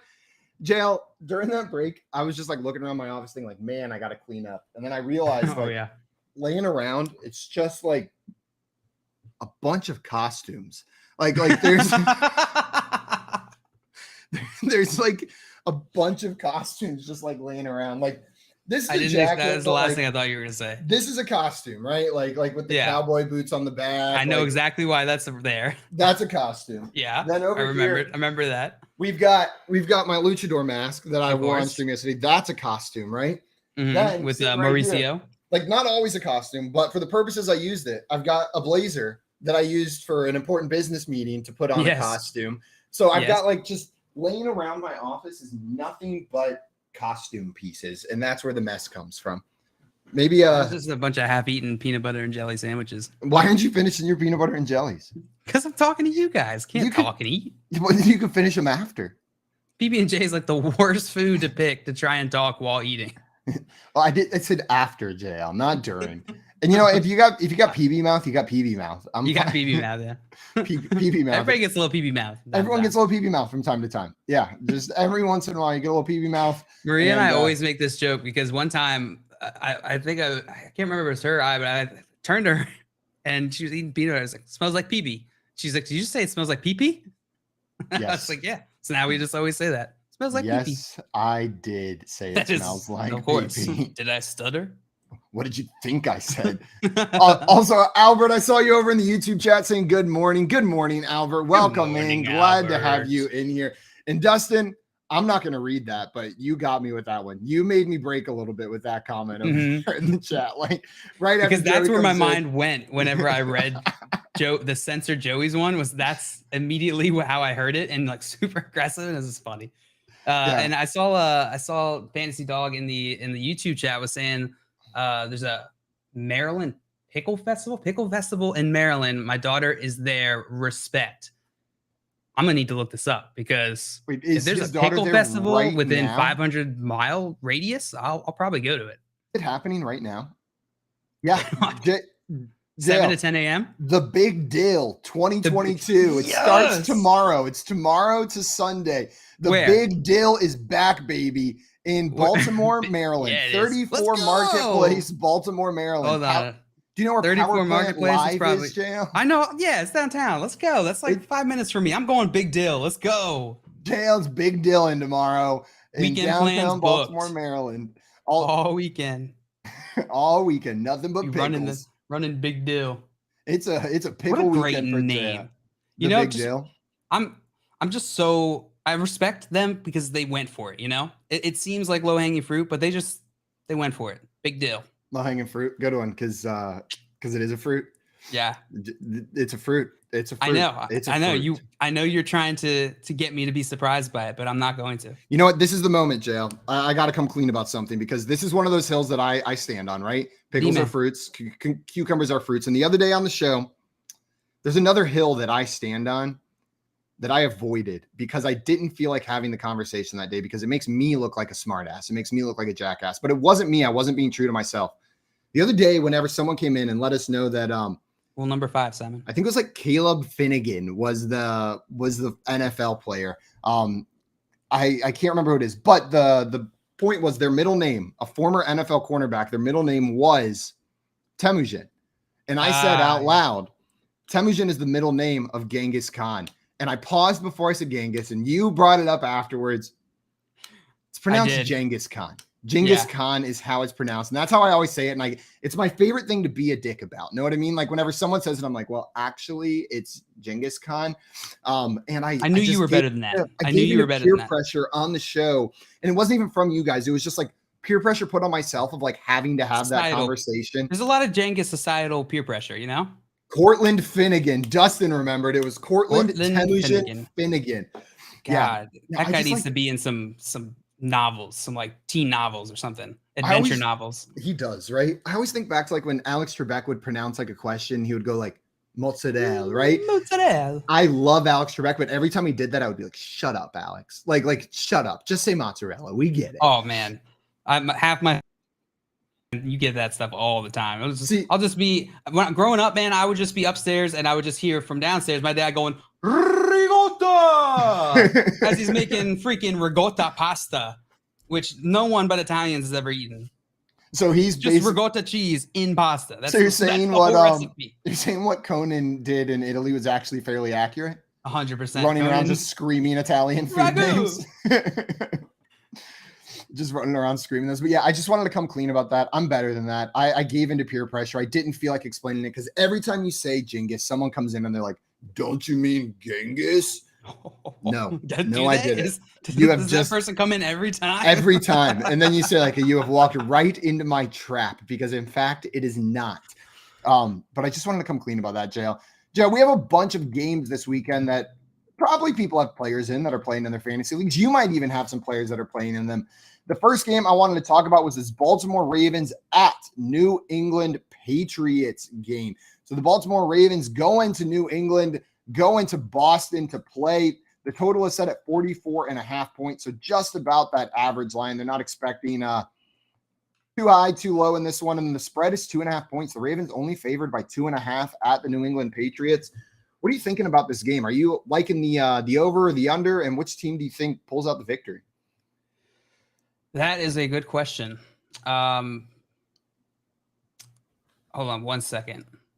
Okay, I'll wait for you. Sorry, something just happened here. Give me 1 second, Sam. All good. Whenever I look at this game, I see this game and I see a Ravens offense that's going to score at will, right? Like they are going to score at will against most teams, and I don't think the New England Patriots are going to slow them down too much. It's a matter of if we think the Patriots can keep up, right? Like, can this offense from the Patriots, this Mac Jones-led offense, keep up with the Baltimore Ravens? And based on what we've seen from their defense the past couple of weeks, maybe they can't, right? Like, maybe this game does hit the over. Maybe we see Mac Jones hit a couple tutties to Jacoby Myers in this game. Couple what? Couple tutties. Oh my God. This is going to be a horrible segue, but it's what reminded me of it. Yesterday, whenever there was a player, I think it was during the Amari Cooper cast, but they cut over to a clip of Tomlin on the sideline, and Tomlin was clearly saying that the ball was bobbled, but he put his hands like this in like a cup motion, and he starts going like this. Like, you just see Tomlin on the sideline, like with his hands just like bouncing them up and down. We have to go screen cap that. That should have been your immediate thought, was I need to screen cap this. Did you see that during the game? No, yesterday? that's hilarious. I was dying. All of a sudden, it's just Tomlin on the sideline, like bouncing his boobs up and down, Oh my like over God. and over again. But he was All saying like, "Oh, the ball was bobbled. The ball was bobbled." But let's go follow Front Yard Fantasy on Twitter at Front Yard FYF, because I promise you, within at least an hour of this show ending, there will be that clip up. I was absolutely dying. Like, I was just cracking up laughing, and I went especially on. Just like Tom, especially it's not like, I feel like there's a couple coaches which like really just nail home the comedic effect of this. Like Bill Belichick doing it, hilarious. Mike Tomlin, hilarious. Yeah, like McVay, hilarious. It wouldn't have been nearly as funny if Kevin Stefanski was over there doing Or like it, right? Pete Carroll. Or like oh, Sean, you dirty old man, get Sean out of here. McVay. That's not funny if Sean McVay's doing that. Sean, no, not with his voice, definitely not. But I think Bruce Arians, Mike Tomlin, and Bill Belichick are in that like upper echelon of this would be funny to watch them do it. Bruce Arians would confuse me because I would be like, is he joking or not? His mustache would be wiggling while he did it, without a doubt. It would just be wiggling with I'm sure he's got like lip control where he can like move the sides of his lips to get. I'm sure he has lip control. Yeah, like that's a special feature. Move your lips. I mean, with a mustache like that, he's got some sort of control up there, right? Like, yeah. oh, wait, down. What were we talking about? We were talking about Baltimore and New England. Sorry. Yeah, and you were telling us how you felt about this game, and I rudely segued before that. Baltimore, New England. You were asking me if I think this game is going to hit the under. What type of game flow this is? Yeah, I think New England. Here's the thing: New England is known for their shutting down, like being able to focus on one player, right? On defensively, that's Bill Belichick's style. You hear everybody talk about that year after year. Baltimore only has a couple of those guys. Like there's not that many of those guys. So it's possible they try and shut down like Mark Andrews in this game, who is the clear number one guy here. If I'm Bill Belichick and I'm taking this strategy, I'm targeting Mark Andrews. The run game isn't scaring me for sure. Rashad Bateman is manageable, I think, because who else is there? So maybe we get a big Devin Duvernay game here. I'm not sure, but this from like I wouldn't be putting any money down on this game. New England and Baltimore are two like less predictable teams, it feels like, or like their matchups feel a little less predictable. I don't know, maybe that's just anecdotal, but hey, what do you think? We love a good anecdotal. But anecdotal. I will say Devin Duvernay was limited in practice on Thursday. He should be good to go, but good to go. But just something to keep an eye on, that he was limited. Usually that's nothing, but occasionally we see a player downgraded from that rate if that limited practice didn't go well, right? But I'm not seeing any of those whispers out of out of Baltimore. Devin Duvernay won't play on Sunday. Devin Duvernay will play on Sunday. It's just all whispers. Come into Front Yard Fantasy ASMR. Hog. Meat bonk. What if we just did like 10 minutes like that and it just came in with a full force hog, just like after 10 minutes right there? We should do that. I agree with you, JL. For some reason, the Ravens seem to play close games, and it looks like Vegas thinks this is going to be a close game with them only being 2.5 point favorites on the road, right? They generally give 3 points to the home team. So maybe on a neutral field, this is a little bit heavier on the Baltimore side. But do you think Baltimore covers that 2.5 point spread? I think they do. Yeah. 2.5 points is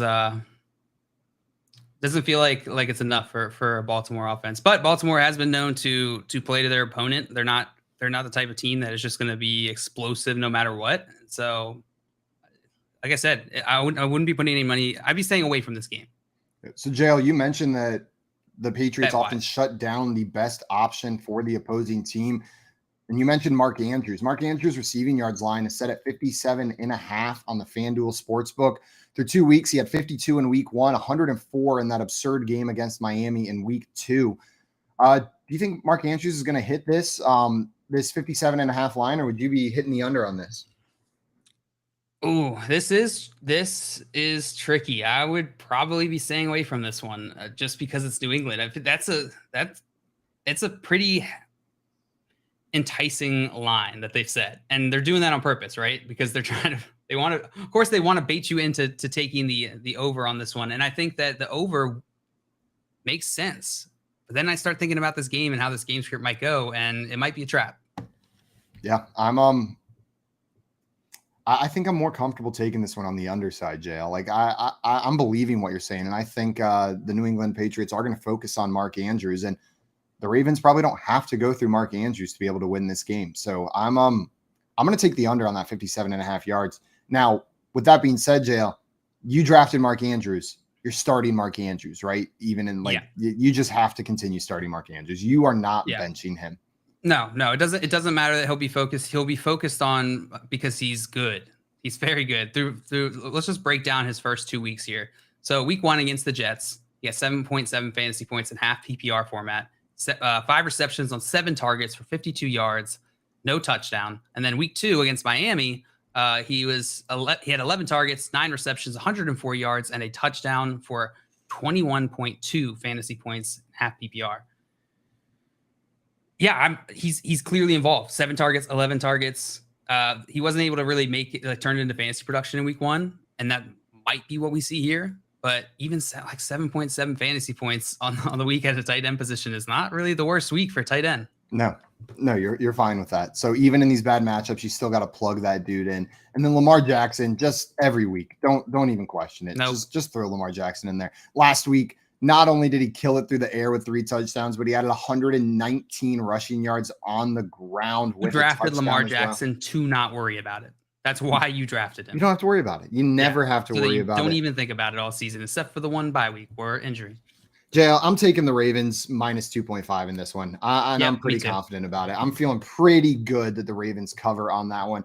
Maybe it's a trap. Maybe it's a trap, but I'm falling right into it if it is a trap. Anything else on that game, JL, before we move on to another game here? Nope. Okay, and this is a game, this is the game I am most excited for. It's one of the games I've been most excited for through 3 weeks of the season, JL, and that is the Buffalo Bills at the Miami Dolphins. The Bills at 5.5 point favorites right now on the road with a 52.5 point over under. So it looks like Vegas believes that the Dolphins can score on the Bills, right? With this just being a 5.5 spread and the over under being set at 52.5, like they think the Dolphins are going to be able to score here. How do you think this game's going to go? Are we going to see this Bills defense show a weakness for the first time, or that something can be successful against them? Because I haven't seen it yet.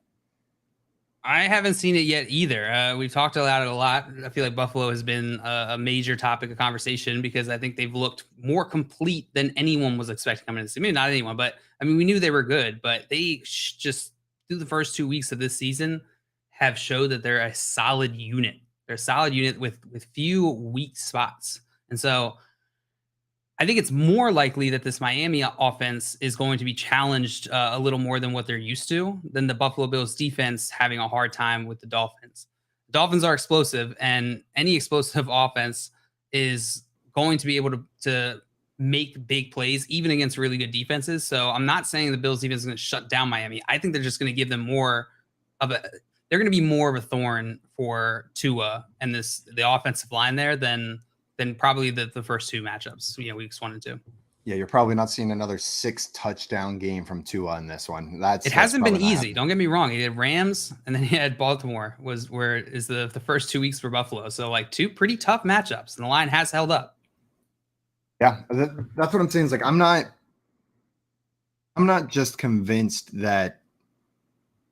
No, it was JL. It was Titans and Rams, not Baltimore. They play Baltimore next week, and they opened the season against the Titans. The Rams did. Oh, I'm thinking Miami. Sorry. Oh, sorry. You were talking on the Miami side. No, I mixed up Buffalo and Miami. I took Buffalo's week 1 and then Miami's week 2 because I was staring at Miami on my screen. But yeah, you're absolutely right. It was Tennessee.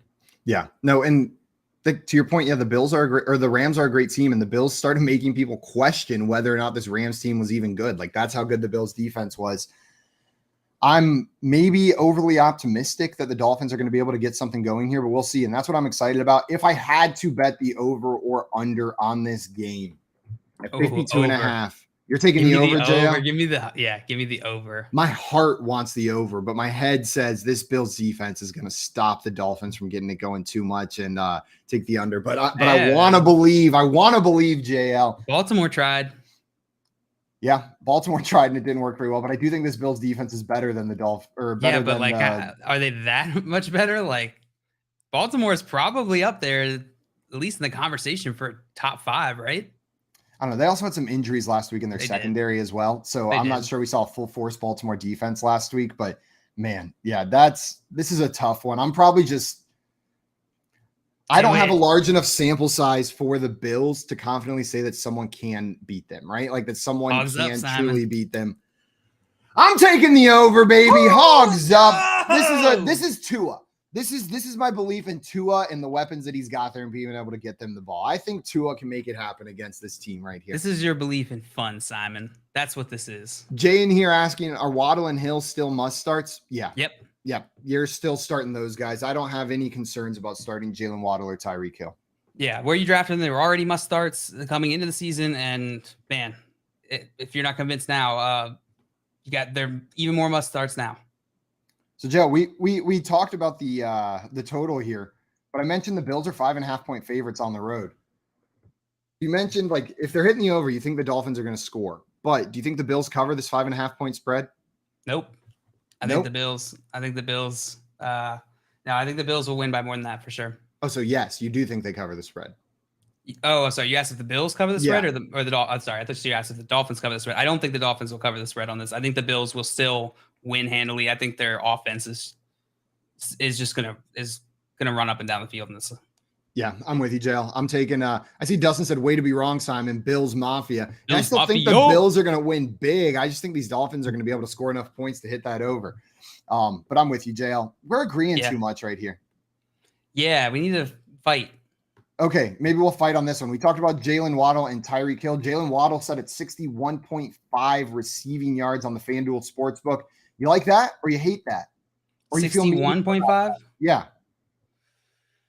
Oh God, that's scary. I mean, first 2 weeks, 69 yards, 171 yards, weeks 1 and 2. Yeah. 171 yards. 171 yards. That's absurd. If you look at his average through 2 weeks, you're like, yeah, 69 and then 171. This is definitely a troll NFL player. Not a doubt in my mind. Yeah, I mean this feels like a trap because like we're talking about, like what's the rub here, right? It's how is this? It's either going to the Dolphins are going to be able to make stuff happen, and they're going to do that by hitting Jalen Waddle on those mid-range passes, and Tyreek on those deep range passes, and just getting him the ball as much as they can so that he can just yards after the catch, just be the monster he is. What were you gonna say, Sam? I just said eat. You said so he can, and I said eat. So they're either going to shut him down, or we're going to get like a Dolphin or what we got last week with the Dolphins and the Ravens. So it feels like kind of like a coin toss on this bet. I would take the over. That's what I'm saying, the jail. I feel like this Buffalo defense, like we've seen it through 2 weeks and it looks unstoppable, but it's hard to believe that it is unstoppable. I want someone to like break the barrier and just show me that this someone just break the Dolphins offense. The Bills defense. I just need to see someone break it. Like I just need to see it broken once. The Bills can still win. I just need to know that it's We've possible seen it to broken really on like at times during these games, right? It's not like as a unit, they're pretty consistent, but we've seen, them break down, their coverage break down. They've seen them. So there are holes in the team. It's not perfect, but you're right. I want to see like a team actually do it for a whole game. You get something to do. On the Bills side, you're starting Stephon Diggs. You're plugging him in there. If Gabriel Davis plays, are you plugging him in your lineup? Yeah, I am. You can't argue with the usage and this offense. So listen, I'm taking the over. I already said that. I'm going to take the over on Jalen Waddle's receiving yards because how are they going to hit the over without giving the ball to Jalen Waddle heavily in this game? And I'm going to take the over on this one too. What do you think about the running backs there in Buffalo? They've got a couple guys that they're mixing in. They've got Devin Singletary. They've got James Cook. And then they also have Zach Moss, who's been more involved than I think people thought he was going to be. Are you comfortable starting any of those players in your lineup? No, I'm absolutely not. None of them have consistently done anything yet this year. Devin Singletary, who, late last season came on strong. He looked good throughout the season last season when he was getting the ball, but they weren't giving him enough of the usage. So later on the season, that's when he started to kind of rise up in ADP. People started to get hyped on Devin Singletary and started to kind of get that role as this late round or zero RB target type of guy. Through 2 weeks in half PPR format, we got 10 points, 10.3 fantasy points total, 7.2 against the Rams, and then 3.1 against Tennessee Titans in week 2. That's not great, man. Like they're just going to keep spreading around. They're giving it to Zach Moss. They're working James Cook into it. Reggie Gilliam. Reggie Gilliam. He's on the field. Up. He's on the field. Like we look at this, Devin Singletary last week on the field for 54% of snaps. Then we got Reggie Gilliam and James Cook at 26% of the snaps and Zach Moss at 19. The only one I have any level of comfort starting is Devin Singletary, right? Like he seems to be the primary ball carrier, but he's not getting enough of that work to be like a true workhorse. Like that upside severely limited because they're mixing these other guys in. He's just not on the field enough to be that top tier level running back. Yeah, no, I'm with you. Completely. We had Dustin and said, way to be wrong, Simon. Bills Mafia. And they're not going to have his best defense and missing 2 key pieces. I guess to talk about the Bills defense. Were they missing 2 key pieces last week? Maybe that's what he's saying right there. JL, anything else on this game before we move on to the next one? No, I mean, Dolphins are that was the Dolphins Ravens game was the game I was most looking forward to last week. It's separate from just being Baltimore, but just they seemed like the most exciting matchup, and it feels like the Dolphins are going to do it again this week. This is like the most exciting game I want to watch. I feel like the Dolphins are the team that everyone likes cheering for this year. Know what I mean? Like with Tua and Tyreek, like this team upgraded. They added Mike McDaniel, like who's a very likable head coach. They got the image, they got the look. Dustin's saying just move on. Bills by a mile. Dolphins suck. Aggressive, Dustin, but I love it. Fair. Guys, if you've got some strong opinions on this, like Dustin, and you want to come on air and tell us about them, we can fight a little. Hit that call in button and come hang out with us this morning. Hit that fun button. Or the fun button. You can hit both of them. Smash that fun button a couple times, then they both do the same thing. They both call in, turns out. You're listening to the Front Yard Fantasy Morning Show here on Better Sports Network. Make bets and follow your fantasy team while you buy, sell, and trade collectibles in real time. Only on Better Sports Network. I gotta tell this story, okay? So we're out in Canton, Ohio, and we decide to go eat late at night, like after midnight. We decide to go to the Waffle House. Somehow, Fensty's never been there, even though he lives near it. I'm in New York, New Jersey. There's no Waffle House close by. So if you go to the Waffle House, what are you going to eat more than likely? Pancakes, waffles, eggs, and all that, right? So, of course, our guy Rich, he gets breakfast. I get breakfast. Fensty doesn't. He's never been to a Waffle House. How do you not have waffles? Like, it makes no sense. Dude, there's a time for waffles. Eat breakfast at midnight. Come on, man. That's the thing. I didn't want breakfast, man. I got like, what was it, like a cheesesteak sandwich or something like that? That's like someone who has never been to IHOP going there and ordering a burger. Who does that? That I wouldn't do. That I would not. That's the equivalent of what you did. Well, I don't even know what you had. I got this steak sandwich, which was Steak excellent, by sandwich the way. at the Waffle House. Never been there, and that's what you get. You're an odd guy, man. You're an I'm odd not guy. an odd guy. I Yes, didn't you are. breakfast. Can we get a vote? Can we get a vote in the chat, please? I mean, if you've never been to Waffle House and you get a steak wrap, something's wrong with you, right? Don't you have to get waffles and eggs and bacon and all that? It's the Waffle House. Yeah, I hear you, man. It was my first time, okay? Ordering the hash browns was already complicated enough. Smothered and covered, and it's almost like it's crazy how much combinations you can have. And I know that everybody's killing me for it right now. And no, to our producers, I don't get pasta at a steakhouse or anything like that. Chicken No, Alfredo, that's what he gets at the Bro, steakhouse. do you follow me on Instagram? I'm always on that grill. You know how much I love steak. Why would I go to a steakhouse and get pasta? Because you go to Waffle House to get steak wraps. That's why. I didn't know it was all waffles, bro. I thought it had like a little bit of everything. That's why, you know. I didn't realize they were famous for waffles. Hey, look, you know, the name of the place is the Waffle House. What else would they be famous for? You know what? That's fine. I guess it's a hot take getting a steak sandwich. As long as it was good, I housed that thing in 10 seconds. Okay, you were never there, and that's the first time. You're not going to try a waffle?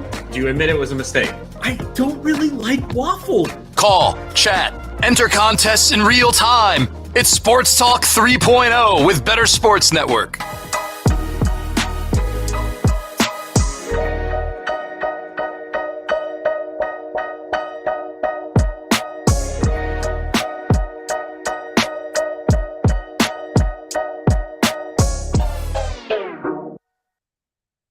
In everybody to the Front Yard Fantasy Morning Show here on Better Sports Network.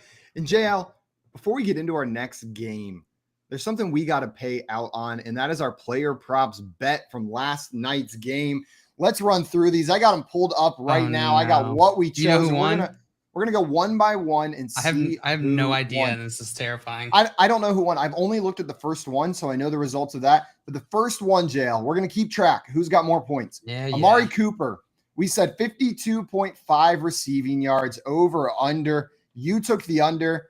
I took the over. And Amari Cooper had 101 receiving yards, meaning 1 point for Simon, 0 points for JL. 1 point for Simon, no points for JL. The next one we had was Chase Claypool, 37.5 receiving yards. We both took the under on that one, and he had 35 receiving yards, 2.5 yards under that line. Oh, 1 point for each of us. It is wish you didn't copy me. 2-1 JL on that one. The next one, hey, you got space to make up room here. David Njoku, we had 30.5 receiving yards. You took the over. I took the under, and he had 89 receiving yards, JL. That's going to tie it up. Good. That's good for me. That's good for you. It is 2-2 now on that one. Oh, Naji Harris. Oh, no. 52.5 rushing yards. JL, you took the over. No. I took the under. No. Najee Harris had 56 rushing yards, meaning JL barely squeaking that one out. Najee Harris was correct on that one. Neither one of us got the first touchdown score right, I believe. Who scored that first touchdown? It was not Kareem Hunt or Najee Harris. Oh, I forgot that was the deal breaker. Who was it? Was it? I'm looking at it right now. It was a Brown. Amari Cooper. It was Amari Cooper with that first touchdown. That's right. Ooh. Jacoby Brissett to Amari Cooper. So, JL. That was pretty good, Simon. We were pretty good. We were pretty close. 3-2. Yeah. You know, like that is pretty freaking good. JL. I hit 3 out of the 4. You hit 3 out of 4. And I'm not mad with 2 out of 4 on that either. No. I'm not mad with.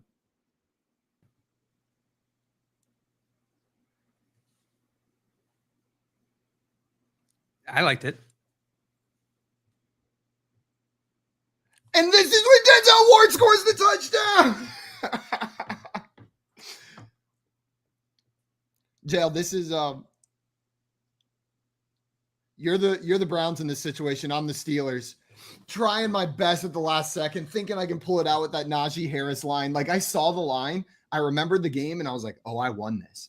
Oh, I won this. I thought you did, because we just were talking about how much of a disappointment he is. Like, we were just saying how he only got 10 fantasy points. Rude. You were just talking about how much of a not how disappointing he was. You said how much of a disappointment he is. Like, just Just brutal. Yeah, Okay, I did JL. say that. I did say that. I'm sorry, Naji. Listen, I'm frustrated. It's been a tough couple weeks in fantasy. All right. JL, I got to pay up. Do you have a request or any character, any line from Shrek? Is that okay? I would like. How will work? You know what? Are you comfortable enough to do a Lord Farquaad one? I would be most comfortable with Lord Farquaad, I think. Really? Yeah. Well, that makes me not want to pick him. All right, we'll do Lord Farquaad. Okay. Let me get in the I kind of want to hear you do a donkey one. Absolutely not. Next time. You already said Lord Farquaad. We're doing Lord Farquaad. Right, I'll let Donkey. you do If Farquaad. I lose again next week, I'll do donkey. I feel like that's probably the most difficult one to do. Some of you may die. It's a sacrifice I'm willing to make.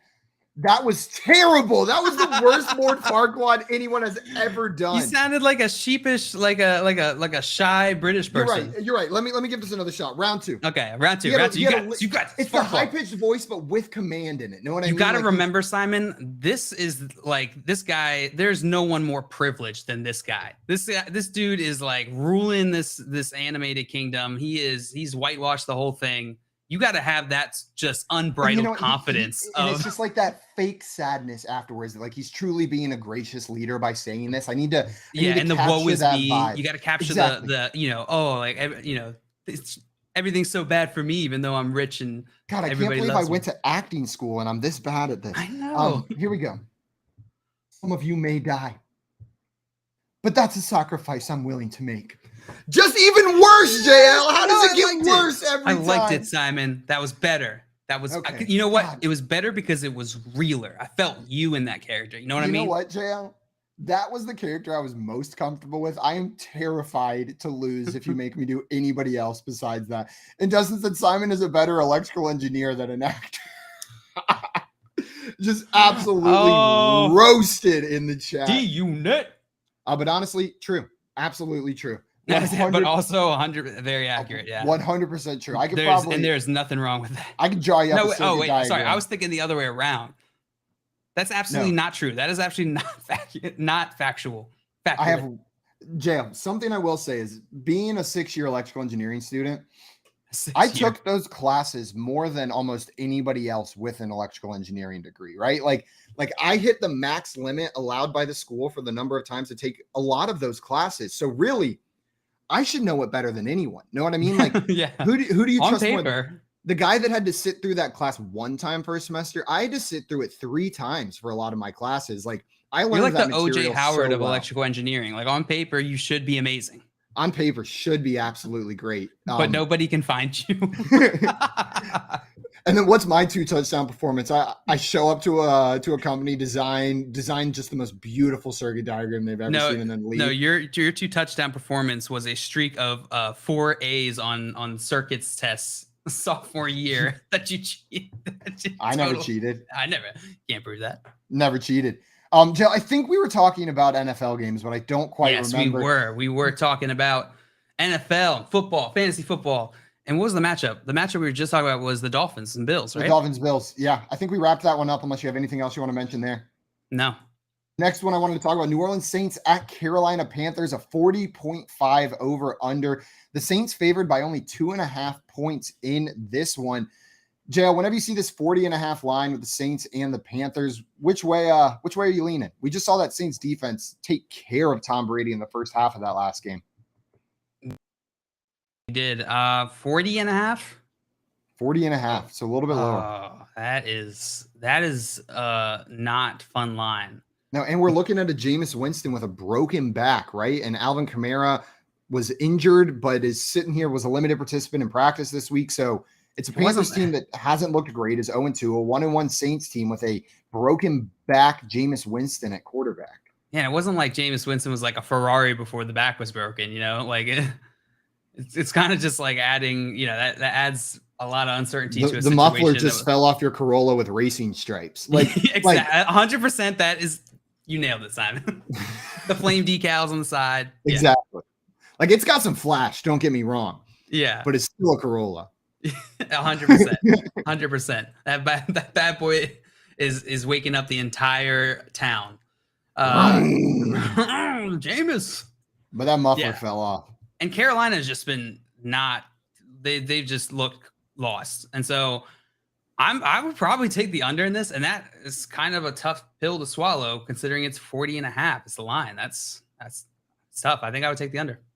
Damn it, JL. I just wanted one of these over. We're going to find one that we disagree on, but I'm taking the under here as well. I think the Saints absolutely shut down the Saints shut down the Panthers. The Saints shut down the Panthers, and I don't think the Saints offense can score enough points to hit that by themselves. Don't get me wrong. The Panthers will likely score. I say that, but this offense hasn't looked great, and this is a pretty good defense they're going up against. But yeah, I like the Saints to cover the 2.5 point spread, and I like the under to hit.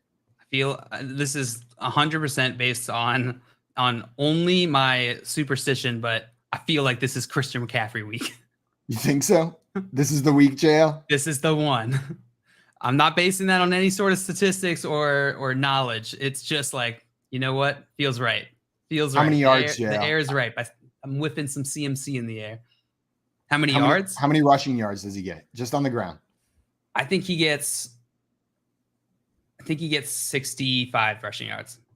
65 rushing yards. Okay, so his line on FanDuel right now, minus 114 odds is set at 56.5. So you would be taking that over. Well, taking the over. Jail. That makes 60, me think I'm maybe a little too confident. At 60 plus rushing yards for Christian McCaffrey, an alternate line, you can get it at plus 104. So you can get plus money, Christian McCaffrey, 60 plus yards, which if you're guessing 65 yards. Wow. Yeah, that's kind of interesting. I might be enticed to put some money down on that type bet. Get some plus money right there. And if you think Christian McCaffrey is going to have 110 or more yards, plus 750 for that 102 last week. Yeah, but I'm not calling for 110 plus against the Saints defense. I just don't see it happening. The Giants last week. I think Christian McCaffrey can outplay the Saints defense. I don't think the Saints defense is as good, is able to keep CMC in a box the entire game, but it still limits his upside. Yeah, absolutely. That I think I'll take the over on 56.5, but I don't mind that line. I would love to see just a big CMC week, like some vintage CMC number 1 overall running back, and it's not even close, right? Like where people aren't pulled out the vintage adjective a lot this morning. I like it. Vintage. Just feels right. That's what we're looking for. We want those. We want those vintage performances. CMC. It's got a little nostalgia in it. A little sepia filter. A callback. Sepia filter. Is that how you pronounce that word? Sepia. I think it's sepia. I always said sepia, but you could be right. I've never heard anyone say it. I just see it written on my phone. It's one of those like Luncheon. Like Luncheon. Yeah, exactly. Luncheon. Just like Luncheon. I feel like that's because you played way too much Pokemon as a kid. That's like the main reason you probably mispronounced that. In what universe? In what urinal? In what urinal? In what urinal is EON pronounced in? Name another word where you see EON and you go, oh, luncheon, of course. But like that's not even the fight to pick against the English language. Like there's so many other ridiculous examples of just no logic. That's the fight I'm picking. That's the one that affects me in my little bubble. And so it's the one that I'm fighting about right here. Also, I see Tim in the chat said, you think I wouldn't read you, Dustin? I am everywhere. Dustin coming in with the Dolphin slander and Tim with the terrifying response. Just terrifying. God. Tim is everywhere. And it's 100% true. You turn around and that sexy mustache is just staring you right in your eye saying, did I hear you say something bad about Tua? Every time you get the chills, that's actually Tim's mustache brushing up against the back of your neck. Oh, I wish. Turn around and Tim's just leaning in. Blowing air on your neck. Hey, buddy. Hey, welcome in, Tim. Welcome. I wouldn't even be scared if I turned around and Tim was Whispers, there. Queen Bee.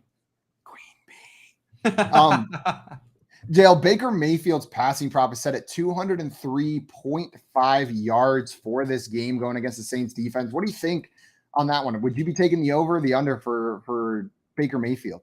203? Yeah. For some context, Tom Brady had 190 last week.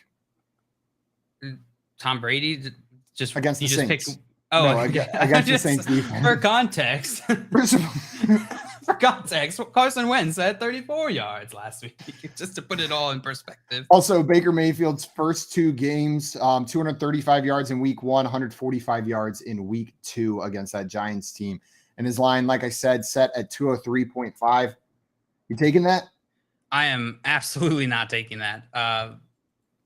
If this game, I feel like the most likely outcome is that in this game is that the Panthers get shut down by the Saints defense, or at least the passing game gets severely limited. So I would take the under on this. I don't think Baker, you know what? There's a path that this could hit the over. If they just dump off to CMC a bunch or do a bunch of screen passes, there's a chance he could hit that.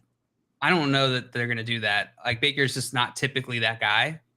So unless they're getting shut down everywhere else and it's just like a desperation move, I think the under is probably the smarter bet. I think I'm just hands off on this one. I think I'm taking neither. I probably would be too. God, this one screams ugly. I have a hard time realizing, like, I do think this Saints team can shut down the Panthers, but 200 yards isn't necessarily like a high hurdle to pass, right? Like, this Saints team can shut down the Panthers and Baker Mayfield can throw for 200 yards. Yeah, it's like, can you step up on this slightly higher curve? Yeah, like those aren't mutually exclusive, and so I'm just staying away from this one. The narrative feeds right into exactly where this line is. Like, how I think this game is going to go is where I see this line. Man, I'm just not touching it. We got B Kings in the chat saying, "Hey FYF, what's up, B Kings? Welcome in. Glad to have you here. So good to see you." Also, your name makes me hungry every time because I just think of BK. Burger King with the French toast sticks. No. That's all I think about with Burger King. You know, with the French toast sticks, JL. You've had like the Burger King French toast sticks, right? Yeah. I haven't, but they sound great. JL, as far as other fantasy options in this game go, I think the biggest questions are probably around the receivers for both teams, right? Like, on the Saints side, we've got Michael Thomas and Chris Olave. Chris Olave coming off a 13-target game. Michael Thomas still seeming like the wide receiver one in that offense, though. What's your comfort level with starting those guys? Chris Olave and Michael Thomas. Which one do you prefer to start? Chris Olave had the high target game last week, but in my mind, Michael Thomas is still the one. Yeah, Michael Thomas, he's that guy. And I feel like he is on a revenge tour right now. He is just out to put the hate to rest. I mean, this dude for 2 seasons straight now has just been pretty much collectively disrespected amongst the masses in the media. But what we've been seeing is, like, I mean, you could call it probably, it's the Michael Thomas that we used to see, and now we're seeing him again. There's an adjective we could probably use to describe him. Big boy. We're seeing some vintage Michael Thomas. Vintage Michael Thomas. Hog. I was trying to get you there, JL, but you weren't picking up on what I was throwing down. I don't know why. I was just trying to I don't know what I was trying to do. I wasn't even thinking. But you're plugging Michael Thomas in your lineups, it sounds like. Yeah, Michael Thomas you got to plug him in between these guys. And then Olave too. I mean, Olave has been fantastic. He's looked great. I'm plugging both these guys in if I can against Panthers. I'm a lot more comfortable starting Michael Thomas than I am Chris Olave. But that being said, Olave is probably a great flex level player, like in that wide receiver 3 tier, and he's got some upside. We saw him with 13 targets last week. Like, if a guy can command 13 targets, then he's probably worth starting in fantasy. So I think I agree with you there. On the other side of the ball, JL, we just debated whether or not Baker Mayfield could even hit that 200.5 passing yards line here on FanDuel. So when we look at his receiving options, DJ Moore being the primary one, how comfortable are you with starting DJ Moore? I know people have been a little bit disappointed in his stats so far through this season. Yeah, I mean, rightfully so. DJ Moore every single year feels like, man, what a disappointment this dude is from just a person perspective now. God, I'm looking at his stats. Like, the running joke with DJ Moore is, like, he always catches 4 touchdowns, right? He always has, like, within like a 90-yard window, he's had the same number of receiving yards, kind of centered around 1,100. So far through 2 games, JL, week 1, he had a touchdown in week 2, but I'm just going to look at the other stats. 6 targets, 3 receptions, 43 yards. Week 2, 6 targets, 3 receptions, 43 yards. The exact same line. Damn if he isn't consistent, man. Dude, like, it's like satirically consistent for DJ Moore, isn't it? Yeah. Like it's like a comedy skit. A bit, yeah. It's the player that someone created to show you what a consistent player looks like. Like when you're having the extreme debate, like, would you rather a player that has 6 targets, 3 receptions, and 43 yards every single week, or a player that can get you 105 yards and 2 touchdowns 50% of the time. Like it seems like one of those like would you rathers with the extremes. And DJ Moore's sitting on one side. Are you comfortable starting him? Are we going to keep seeing like the same thing week in, week out from him? I am comfortable starting him. In PPR week 1 he had 8.4 against Cleveland, and then 13.3 this past week in week 2 against the Giants. Yeah, I mean, it feels bad to start DJ Moore right now. I get it. 6 targets a game isn't really what we want from DJ Moore. That's not the reason he drafted. Right? The main reason we drafted DJ Moore throughout this offseason was because of the targets, right? Even though he didn't perform last year, he had a ridiculous number of targets. I think he was number 4 amongst all players in just total targets on the season. Yeah, 6 with 163. Right. And so this is we drafted him for volume and because he's talented, right?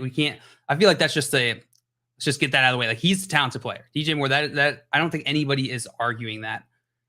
What is limiting him is situation, right? And is he going to be able to actually make that happen in this offense? He had the opportunity last year, wasn't able to turn that into fantasy production because touchdowns weren't there and the fantasy metrics weren't there, right? Just a lot of yards, a lot of targets.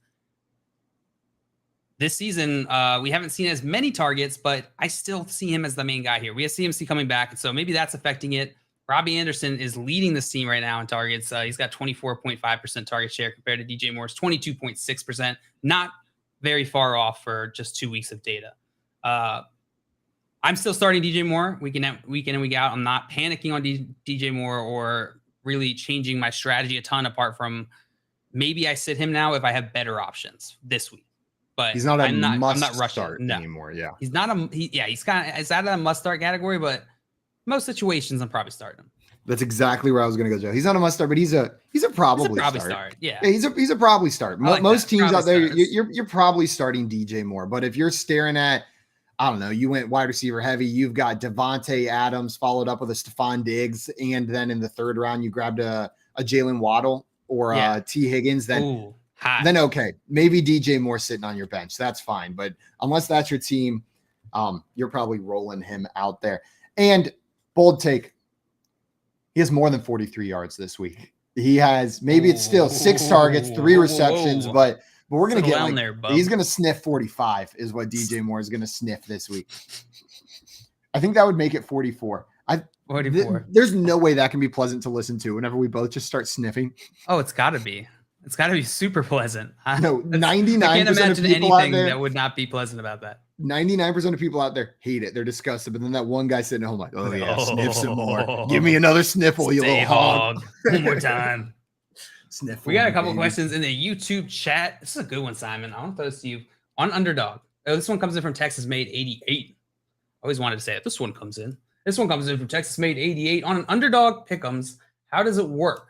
If you win a contest where you use the insurance thing, if 3 of 4 is right. And so what Texas Made is asking is there's these single player DFS formats, operators, Underdog, Prize, a bunch of these. And he's asking, how does that format work where you're essentially picking entries? You want to break it down, Simon? Yeah, there's there's a couple different operators that do something like this, right? And what it's going to be is usually in these pick'em games, you have to get them all right to get the payout, right? Like you pick 2, there's a times whatever payout on the entry. You pick 4, if you get all 4 right, there's a times whatever payout on the entry. This is going to be like this insurance picks. What it means is you are now able to get 1 wrong, but the payouts are going to be a little bit lower because of that, right? You're taking less of a risk. You can win in 2 different ways now. You can win if you get 4 right, and you can win if you get 3 right. Right. But it's just going to make the payout a little bit less. That being said, it's worth it. It's the smarter play. It's the smarter move to take that insurance because it is depends hard. On what your strategy is, right? Yeah, it is hard to hit 4 out of 4, right? Like that is a difficult proposition. But hitting 3 out of 4, a little bit more likely, and you're giving yourself just a better shot at cashing on that. Now, if you like going for the glory, you just want that 10x, you want whatever it is, then maybe it's not for you. But I like the insurance plays. Gives you a little bit of safety, right? Gives you that backup plan. For sure. And B King's asking, I got a trade off for half PPR, 3 wide receiver, 3 running back. It's essentially CMC, Christian McCaffrey, Terry McLaurin for Kamara, David Montgomery, and Cortland Sutton. I don't know why David Montgomery did not sound like a real name when it came out of my mouth. It's right though. David Montgomery or Cortland Sutton. So what do you think about that, Simon? Which side of that are you taking? Ooh. CMC, McLaurin for Kamara, Montgomery, Cortland Sutton. That is pretty. That's like a high octane trade, man. That's a hog of a trade right there. That one is what I'm staring at this and I'm trying Every to break league it has down. that one guy who's firing out high octane trades like this. Oh yeah. Like just like immediately the draft's over and they're trying to like trade let's swap their your first top round half draft with pick. my top half draft. You know what? I think when I see a trade with CMC in it, my eyes automatically go to the CMC side, right? Like I feel like I have to fight against that bias. Like I see Christian McCaffrey, I want Christian McCaffrey. But I look at the other side of this trade. CMC, Alvin Kamara. Yes, I value CMC a little bit more, but I think they're in a tier of those top tier running backs, especially in a half PPR league. I'm like with the other pieces there, Montgomery and Sutton, I think there's just more value. And you are likely starting all three of those players. I'm keeping Kamara, Montgomery, Sutton. I'm not moving for CMC, McLaurin. McLaurin's not enough to move that piece for me compared to Montgomery and Sutton. What are you doing here, JL? Listen to the rest of listen to B King's roster here. So you're saying if he does this trade, my new team will be CMC, Leonard Fournette, Josh Jacobs, and then at flex, Miles Sanders, J.K. Dobbins, wide receiver, Justin Jefferson, CeeDee Lamb, Terry McLaurin, Garrett Wilson, Rashad Bateman. Wow. Yeah. So this kind of changes your strategy. We talk about this a lot on our shows where like your trade strategy, how you're making moves should be dependent on what your team looks like. And this is the type of trade where your team is so stacked, the greatest edge you can grind out here, or the greatest edge you can find is typically consolidating on that depth and getting those superstar players and trying to find that edge. So that kind of changes how I view this. Does that affect your answer, Simon? Yeah, looking at the rest of that team, like whenever I look at this receiving or the running back core specifically, like would I rather have CMC, Fournette, Jacobs, or Kamara, Montgomery, Fournette? Like, I don't know. Like Montgomery, I don't know if it moves the needle too much. This is a tough one. That definitely makes it harder, right? I get what you're saying. I'm just not sure how much of an upgrade it actually is what I'm saying. Like from Alvin Kamara to CMC. And then the Terry McLaurin from Cortland Sutton. Like I'm hoping that this Broncos team can get going a little bit. I don't view that as an upgrade either from Sutton to McLaurin in that flex spot. Yeah, and I think CMC, like he clearly has I'd rather have CMC than Alvin Kamara. I think most people would agree with that. But the difference between the two guys in reality is not that great. It is just because CMC's ceiling is so insanely high, but we're not seeing that. And we don't see that all the time. And so Alvin Kamara also has a pretty high ceiling, just not quite as often as CMC. And so I think I would go with the Kamara side of this. Yes. It sounded like you were pulling me over to the other side, JL, and then it ended with both of us on the Kamara side. I think I'm fine taking the other side. I would just want a differently constructed trade, I think. I think I would want to gear a trade that just makes your team a little better. And I don't see this one as really making it better. It's just sort of lateral. Absolutely. And then I see B Kings after they're followed up and said, think I have enough depth, create space for my bench to add waivers, and said, I'm firing for superstars, ride the waiver wire if I have an out, high gamble. And B Kings, that is generally how I like to play fantasy as well. Like I like building those glass cannons, as I call them, right? Like a fragile team full of superstars. And my philosophy has always been a lot has to go right for you to win a fantasy championship anyways, right? Like a lot has to go right. So even if you've got that depth and you've got all this other stuff, you're still waiting on all these individual pieces to fall into place. Well, I'll just put all my marbles in on the best pieces with no backup plan. Every single marble I own going in. Like by the end of the season, but right into that ass cannon. By the end of the season, I want my bench to look disgusting. Like I don't want to waste any value on my team if possible, right? Like you want your bench to just look horrid. And then if one of your starters gets injured, that's when you throw a temper tantrum and quit fantasy until next year. Here's my issue with that reasoning though, is that why would you want your bench to look terrible? Like if you have the choice between if your starting roster is the same, wouldn't you want depth? Yes, but that's not what I'm saying, JL. Like all the value that's on, if there's still like valuable players sitting on my bench come playoff time, a lot of the times, like that means I haven't capitalized on that value to upgrade my starting roster is what I'm saying. You know what I mean? Like the ultimate dream team going into the playoffs is where every single piece on your bench, you have then like capitalized on the value, any piece that has value, and turned it into a better starter on your team. See, I don't know that I fully agree, because I think like value is a little bit, it is not as simple, right? Like there's value in depth. There's value in being able to like flexibility, right? So if you can balance the upside, the floor, essentially the risk that your team has, and balance that out with depth, then I think that probably gives you just more surface area of luck, right? To win, as opposed to the one high leverage area that's like, everything's got to go right.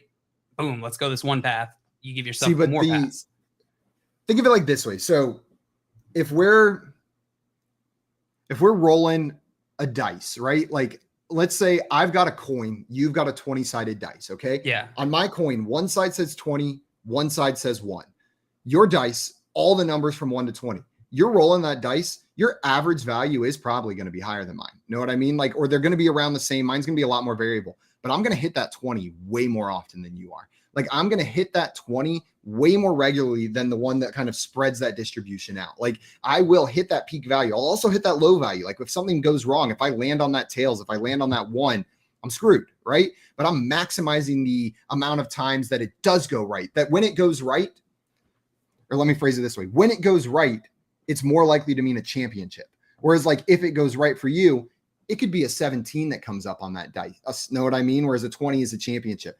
I'm cutting that out. It's either 20 or 1. We're like winning or we're losing. In theory, that checks out. Like that logic checks out. But I think in reality, it's not either a 2-choice option or a 20 choice, or like a 20 obviously die. It's probably a much closer thing. I know, but I'm saying it like breaking down this illustration or exploring this a little bit more is that in reality, I don't think it is there's as big of a gap between the two outcomes. And I wouldn't say, like in dice, you're rolling, right? It's just, you don't have control over it outside of the roll. And in fantasy, it's about like, these are tools, right? So giving yourself more tools in your toolbox to be able to maneuver based off strategy and what you're seeing the environment doing versus it all just being chance. So I do hedge a little bit, Jalen. Like the way I started this is by the playoffs, right? As the season goes on, I'm more willing to make my roster more and more risky, right? Because there's fewer and fewer weeks where players have to stay healthy. There's more data to back up the assumptions that I already have, right? So like as the season goes on, I've got more data to back up what I think to load into my starting lineup. I've got fewer weeks that things have to go right. Players have to not get injured. So that tolerance for a lack of depth and like rolling into this like glass cannon gets higher and higher as we approach those fantasy playoffs. Peaking at fantasy playoffs where I literally don't care about anybody on my bench. I'll trade away every last piece of depth. At least that's how I do it. Like it goes up as the season goes on, right? Because I agree with you. Like right now, if you're building a glass cannon, that's a pretty big risk. We do not even know what's going on. Like, what if CMC doesn't return to what he thought he was going to be, and you make this trade, right? Like, we don't have the data. You're maybe trading at low value, but it is riskier. But as the season goes on, I'm more willing to trade for a player like CMC. In like traditional like season long leagues, I typically don't like that strategy just as much, just because of I see what you're saying, but I think like that's exactly why I like using that strategy in like more like contests, like big contests, right? Scott Fishbowl or, big DFS contests where you're most likely not like the odds are not in your favor, right? It's like you have to really separate yourself out of a big group of similar lineups. But in a 12-person league, it's not as hard to beat your league mates, right? Like your chances are much higher. And so in that type of format, I think there's value in adjusting to or being prepared to handle the injuries that are inevitably going to hit your team, right? Or different situations, whatever that may be. It's cool. So it's an interesting topic for sure. It is. And I'm sitting here. Yeah. One strategy's not right. One strategy's not wrong. Like you can find success with either. What it is I play fantasy football like Ryan Fitzpatrick plays football, and you play fantasy football a little bit more like or Mike Williams, a little bit more like maybe like Jacoby Brissett or Kirk Cousins. Like a little. You are the Kirk Cousins of fantasy football, Jay. That is the meanest thing you've ever said to Kirk Cousins is great. He's a great quarterback. No, he is not. No, he is absolutely not. He is the opposite of great. He is so average, and it hurts. Well, no, I think he's just a little bit safer, right? He's covering his bases. Jalen Hurts joke. No, he's just a little bit safer right there. Kirk Cousins is what I meant. Maybe a little bit less How dare you? risk tolerance for Kirk Cousins. Guys, coming up, we're going to keep on breaking down this weekend's games. And then Moose is joining us on the show a little bit later as well. You're listening to the Front Yard Fantasy Morning Show here on Better Sports Network. All right, let's see Corey's card of the day. You go first. I feel like I've Silver. stolen all of I it. got silver card of one of my favorite. He plays on my favorite basketball team. He's not John Morant, but he is Desmond Bain. And I got a true silver Desmond Bain. Check out that bad boy right there. Look how it's glistening. I was going to say, you can Desmond see like the Bain. little rainbow colors when you move it around and stuff too. Yeah. Desmond Bain, true silver. Desmond Bain coming off a big year last year. I wouldn't be surprised. I don't have the odds in front of me, but I wouldn't be surprised if Desmond Bain is a contender for the NBA's most improved player this year. Obviously, the Memphis Grizzlies will be in contention in the Western Conference. They got the big Christmas Day game versus the Golden State Warriors. But yeah, my man Desmond Bain should be in the three-point contest this year. Should be a most improved player candidate. True silver, Desmond Bain. That joint right there is pretty tight. Are you ready for this one? Let's do it. You know what? Are you a Griffey guy? I kind of got Griffey fatigue from everyone sweating Griffey cards so hard during the pandemic. Kent Griffey? Yeah. The kid, Kent Griffey Jr.? Not Of course, Griffey. I know he's the greatest baseball player ever. Griffey card fatigue. Nah, No, I'm a Ken Griffey supporter. Then you love this. Back in 2019, so Topps, Topps does the Throwback Thursday stuff. Okay. You're gonna find a recurring theme. I don't really collect normal stuff. So they made what they do. What they do with the in the early days of Throwback Thursday, they would take the old sets, like they take like the Cyndi Lauper set, or like the Gremlins set, or even like the '76 basketball set, and they would put the current players on them. Those like throwback. That's a good look. Yeah, throwback designs of their actual cards. The players, whatever players they wanted. So Topps did a Simpsons set back in the day. Okay. And they put together the entire team that was playing on the Simpsons team in that episode. Homer Bat. Oh, yeah. This is a Ken. So I got the whole set. Obviously, they only made 300. Here's the cool. They only made like 372 of these sets. So like 372 of these Ken Griffeys exist. I don't know how many SGC 10s there are. Yeah. I sent this one in myself. No, that's lit. If you think that's lit, put a fire emoji in the chat because that's lit right there. That's lit. I love it. That is very. No, you have a very creative mind to put that Simpson thing and Ken Griffey Jr. together. Yeah, and yeah, that is a lit card right there, Nando. You do some good card shopping. Me, I'm going out here buying all of these prisms and stuff, trying to hit the big one, and you just like, yo, let me find Winnie the Pooper. I wasn't looking for it. It found me. Better Sports Network. It's sports talk. Sports talk done better.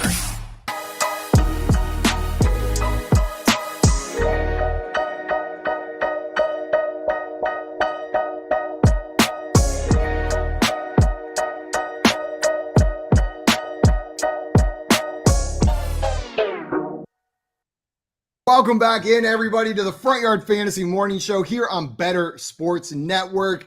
If you're enjoying what we're doing over here, if you like listening to me and JL, our pretty faces, and maybe want to see some prettier faces, make sure you guys head on over to our YouTube channel at Front Yard Fantasy. Hit that subscribe button. Joey that was in the chat, you'll see his face all over there. Tim, who's in the chat, just threatening Bills fans in the chat. You'll see him over there as well. So make sure you guys subscribe. We play games like we do here, talk fantasy football, and a lot of Oven Mitt and Grimace talk. So if that's up your alley, you got to head on over there. And JL is always really vocal every time. That was Keith's fault. Fire Keith. Hashtag fire Keith. Yeah, that was Keith's fault. 100% Keith's fault. Fire Keith. Keith, get out of here. JL, the next game I want to talk to you about, this one, the spread actually surprised me a little bit. The Kansas City Chiefs at the Indianapolis Colts. The Chiefs favored by only 5.5 points, 50.5 over under on this game. Man, what does Vegas know? Maybe it's a trap, but we just saw the Jaguars, the Jacksonville Jaguars beat the Colts 24-0 last week. 24-0 from the Jacksonville Jaguars. And now the Chiefs are 5.5 point road favorites against the Colts. Feels like a trap, right? Like It screams take the Chiefs -5.5, but I just feels like a I trap. thought you no Chargers you meant, right? The Chiefs. Chiefs aren't playing Jacksonville. No, the Chiefs are playing the Colts, which is what I said. Oh yeah, you said Jacksonville. You said Jacksonville like 15 seconds ago, and then my they brain was like, "Yeah, we're dismantled talking the about Colts, Jacksonville." which is yeah. Sorry.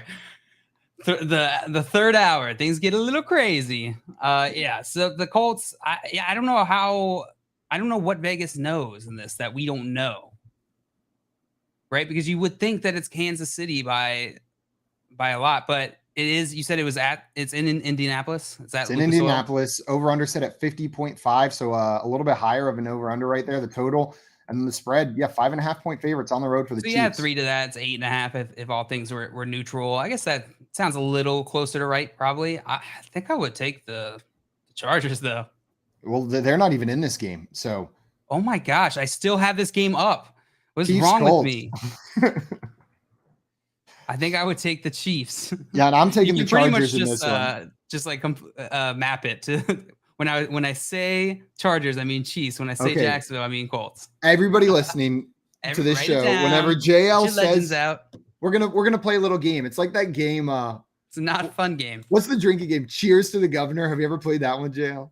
No. What you do is you get in a circle and you take turns one by one and you count to 21. You go 1. Next person says 2, 3. Yeah. When you get to 21, everyone lifts up their drink and they say cheers to the Governor. And then the Cheers. person who said 21 is the Governor, and they get to make a rule. And it can be something Oh, I like have played this game. swap 2 and 7 on Yes, I even have numbers, played this stand game. up.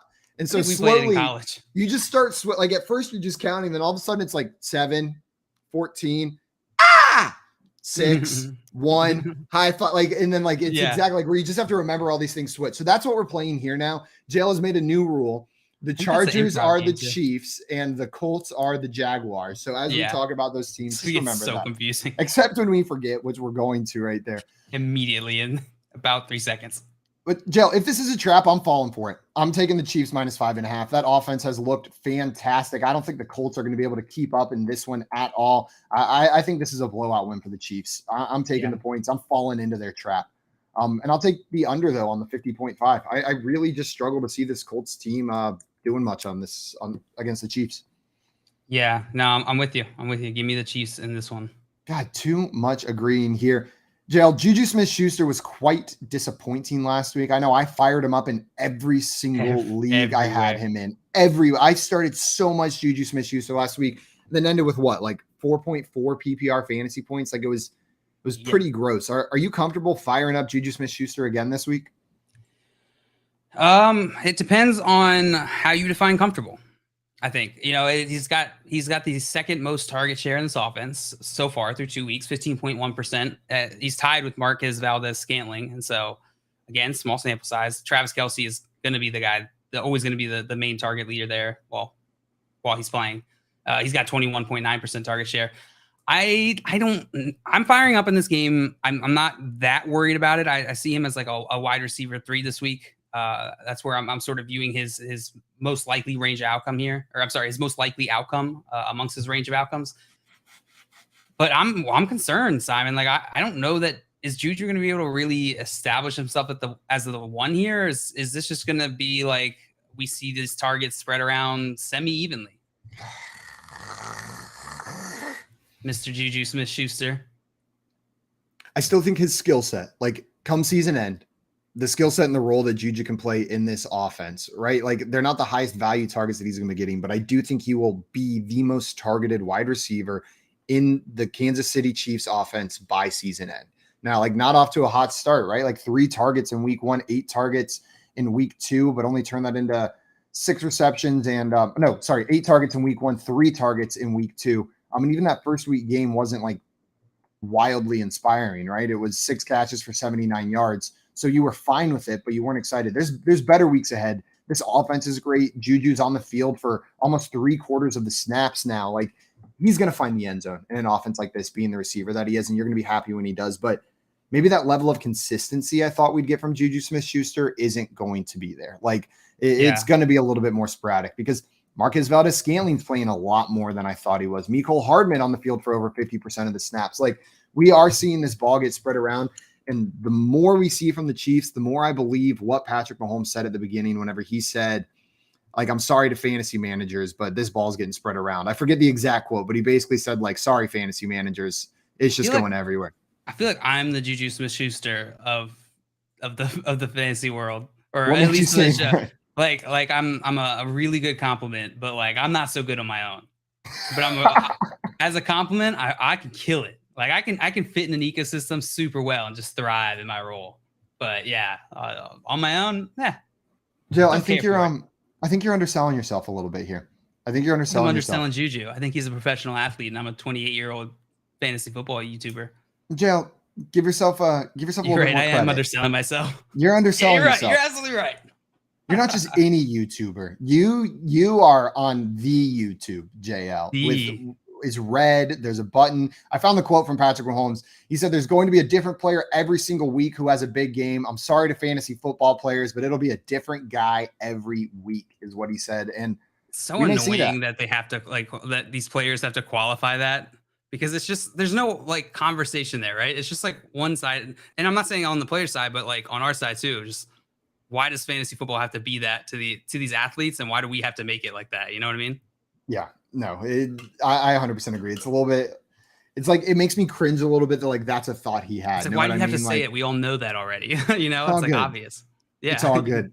Dustin said jail is Juju. Sometimes is great. Sometimes goes mute. Sometimes. Yeah. You nailed it. You nailed it, Dustin. Absolutely. And I was hoping we wouldn't have those mute games from him, but I think we're going to. So JL, outside of Juju Smith-Schuster, I mean, Travis Kelce, obviously, are there other receiving options for the Chiefs you're willing to plug into your lineup? I don't think there's any must starts, but like between Sky Moore, Mecole Hardman, MVS, which of these guys are you more likely to start in your lineup? Probably MVS. Mecole Hardman is more involved than I think. Well, I guess you either fell into two camps, right? You're still somehow in the Mecole Hardman is still somehow in the Mecole. You're still somehow in the Mecole Hardman's corner, his camp. But I've been pretty impressed with what he's done this year. I thought he was going to be really just made not useful in this offense or just made irrelevant. And we haven't seen it so far. Like I said, 15.1% target share, tied with Juju Smith-Schuster over 2 weeks, four targets in week 1, 7 targets week 2. We got to keep an eye on it, but I'm fine starting Marquez Valdes-Scantling if you want to fire him up week 3. I'm also fine starting Mecole Hardman. Like both of those guys, there's a risk. There's an inherent risk with all of these guys, like we talked about. But 11 targets, 10 targets. They both have 6 receptions. Mecole has the touchdown. MVS doesn't have it yet, but it could go either way. Like if you need to take a shot, one of these secondary receiving options in Kansas City is about as good of a shot as you can take, right? Like there's hardly any more teams that are more likely to get one of these players in the end zone than the Kansas City Chiefs. We had a question from Texas Made 88 in here. Yeehaw! Fellow Texan. I just moved here, but now I'm a Texan. My driver's license says I'm a Texan. Surplant. I'm a Surplant Texas. Texas wants to know trade Tua for Burrow. So, JL, would you trade Tua Tagovailoa for Joe Burrow? The person who drafted Joe Burrow definitely drafted him way earlier. Yeah, I'd do that. I would absolutely do that. You would do that? 100%. Take Joe Burrow and run? Yep. No questions asked. You're not even worried about it so far? I mean, I'm certainly worried about it. I think Joe Burrow is decently more talented than Tua Tagovailoa, and I've been on the look. Everybody, you're forgetting that Tua's talented train for over a year now. Still, I still think it's not really much of a debate to say that Joe Burrow is just more talented quarterback than Tua. Both teams have their concerns, their risks, their issues. Kind of not great offensive lines. But no, I think I'll go Burrow. I think he has the most likely chance to consistently return value. And I'm not going to extrapolate after 2 weeks that he's no longer talented. This guy who we've seen really talented, going back all the way through college. So Tua is the kind of player right now that if I trade him away and this is the magic season for the Dolphins, I would be so sad. Know what I mean? Like if I trade him away, everyone feels. I know. I know. Like when values change that drastically, that quickly, I get that oh no, what's what's going on? Like, is this a mistake? Because it's like, why weren't we all on this train already then? Well, Burrow and Tua were not far apart in my preseason quarterback rankings. Like, it's not ridiculous. Tua was my quarterback 9 going into this season.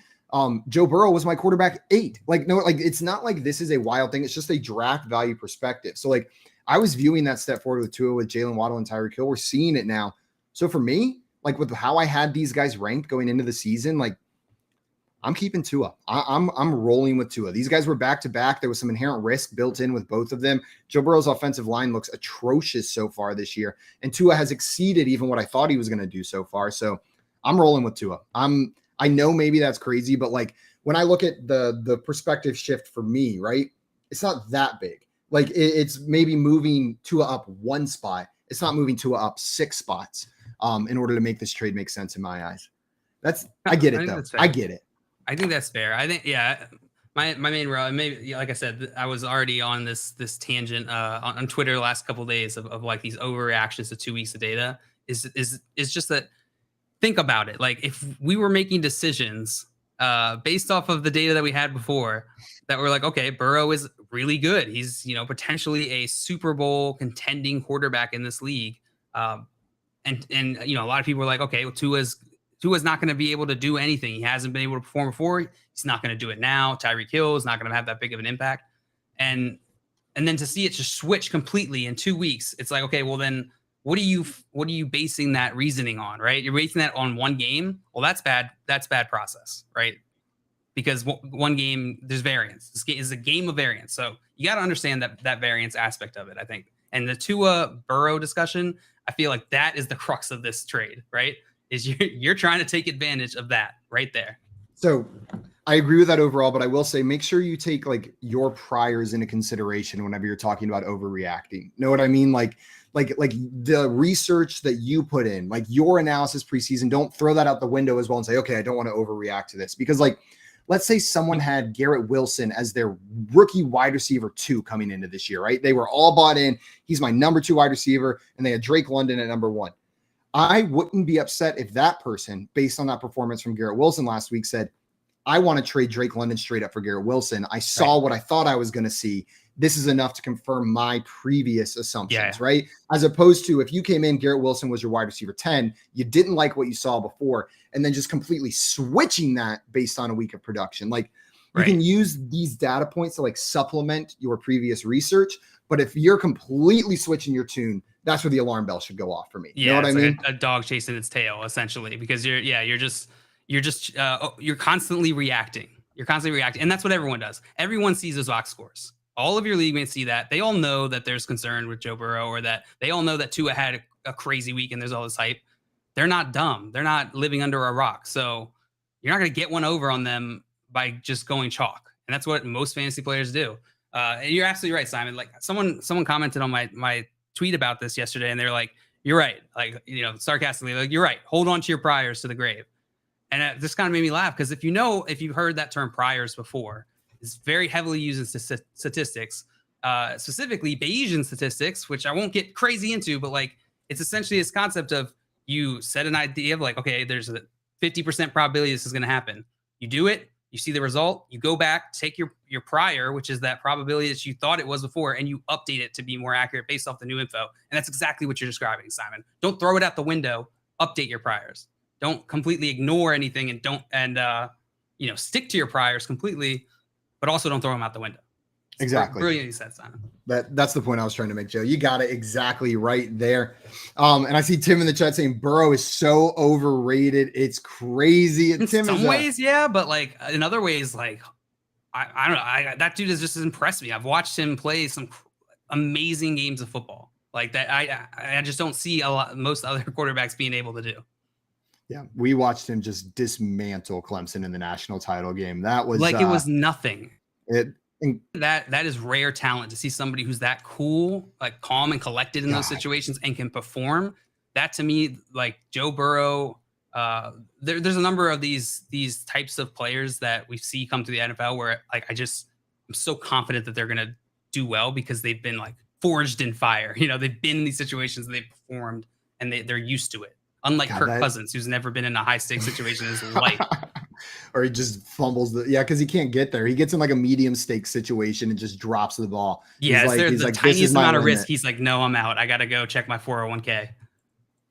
I see Texas Maiden here with a question. Says, I have Schultz. Do y'all think he plays, or do I play Logan Thomas or Ingram? The last I saw was that it's not looking good for Dalton Schultz to play in this game. When do the Cowboys play? What time is their game this weekend? The Cowboys, they got Monday Night Football. That's right, Cowboys on Monday Night Football. So if I'm you, I am firing up Logan Thomas or Ingram in this week's game, and I'm not waiting until Monday night to see if I can plug in Dalton Schultz because his upside isn't that much higher than either of these guys for me anyways. Jail, would you take that risk and go with Dalton Schultz, or are you starting one of these other two guys? Oh, I'm not taking that risk at all. I would rather start Ingram and Logan Thomas over Dalton Schultz this week. But I'm with you, Simon. I would start Logan Thomas out of three of these guys. You start Logan Thomas. I go back and forth, but I think I would also start Logan Thomas against Philadelphia. Close. It's close, yeah. It's close. These guys are almost back to back. Like they're in that, like they're the back end, tight end one kind of players this week. I don't want to believe in Logan Thomas. You guys keep talking about him, and I've just been dragging my feet this whole time. You got to believe. You got to buy in. Logan Thomas is the man. Producer Keith in the chat. Get out of here, Keith. But he has a question for us. He said Goddard or Everett? It's Goddard. Goddard going up against Washington. I like that a lot better than Everett with potentially Keenan Allen back in this one. What do you think, JL? Yeah, Everett could be a trap for sure with Keenan Allen coming back. I would also go Goddard. He's been playing decently well. Someone asked me on Twitter yesterday whether Goddard was going to finish closer to Mark Andrews and Travis Kelce or closer to Kyle Pitts.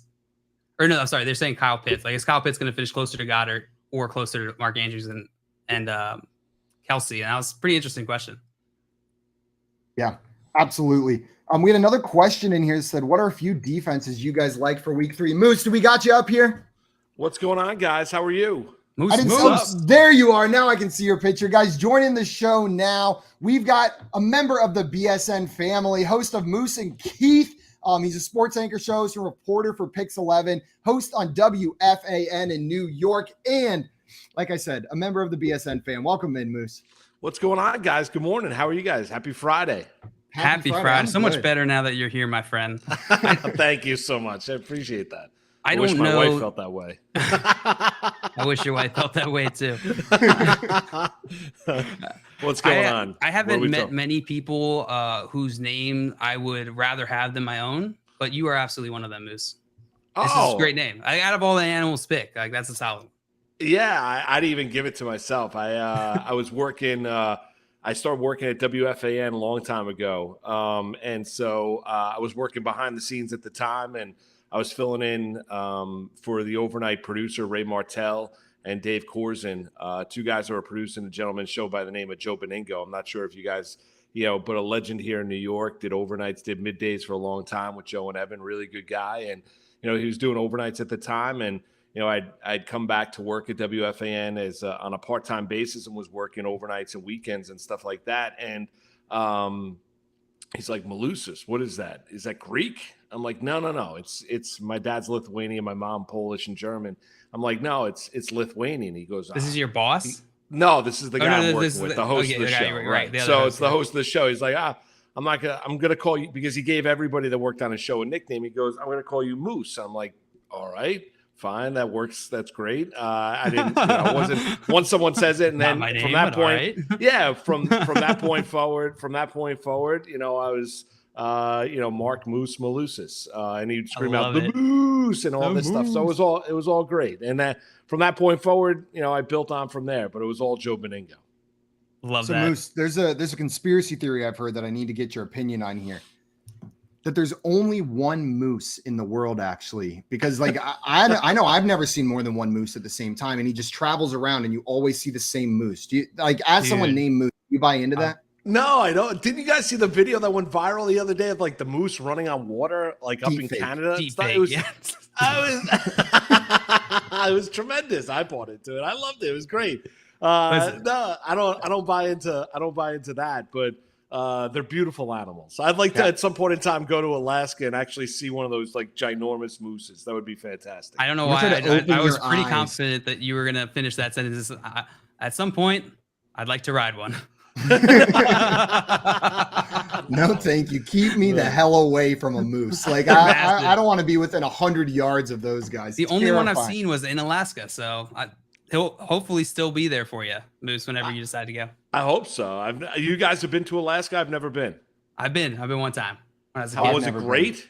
It was cool. It was a different vacation than what you expect. My dad's like a big fish guide, so it was like his dream vacation, and it was a beautiful place. Really. Did you do like one of those cruises? Like, what did you do? No, I'm not. We went to like a lodge, like a fishing lodge that's like right on the a river and stuff. Then we did like some bear watching, fishing, that sort of stuff. Nice. What, did you see like a grizzly bear? Yeah, we saw some bears out there. We did some bear watching. That's pretty fun.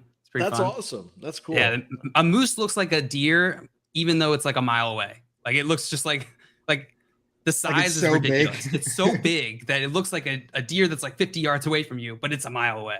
Yeah. That's terrifying. No, I'd like to go at some point in time. I'm not really much of a nature guy. I don't fish. Like I got three boys.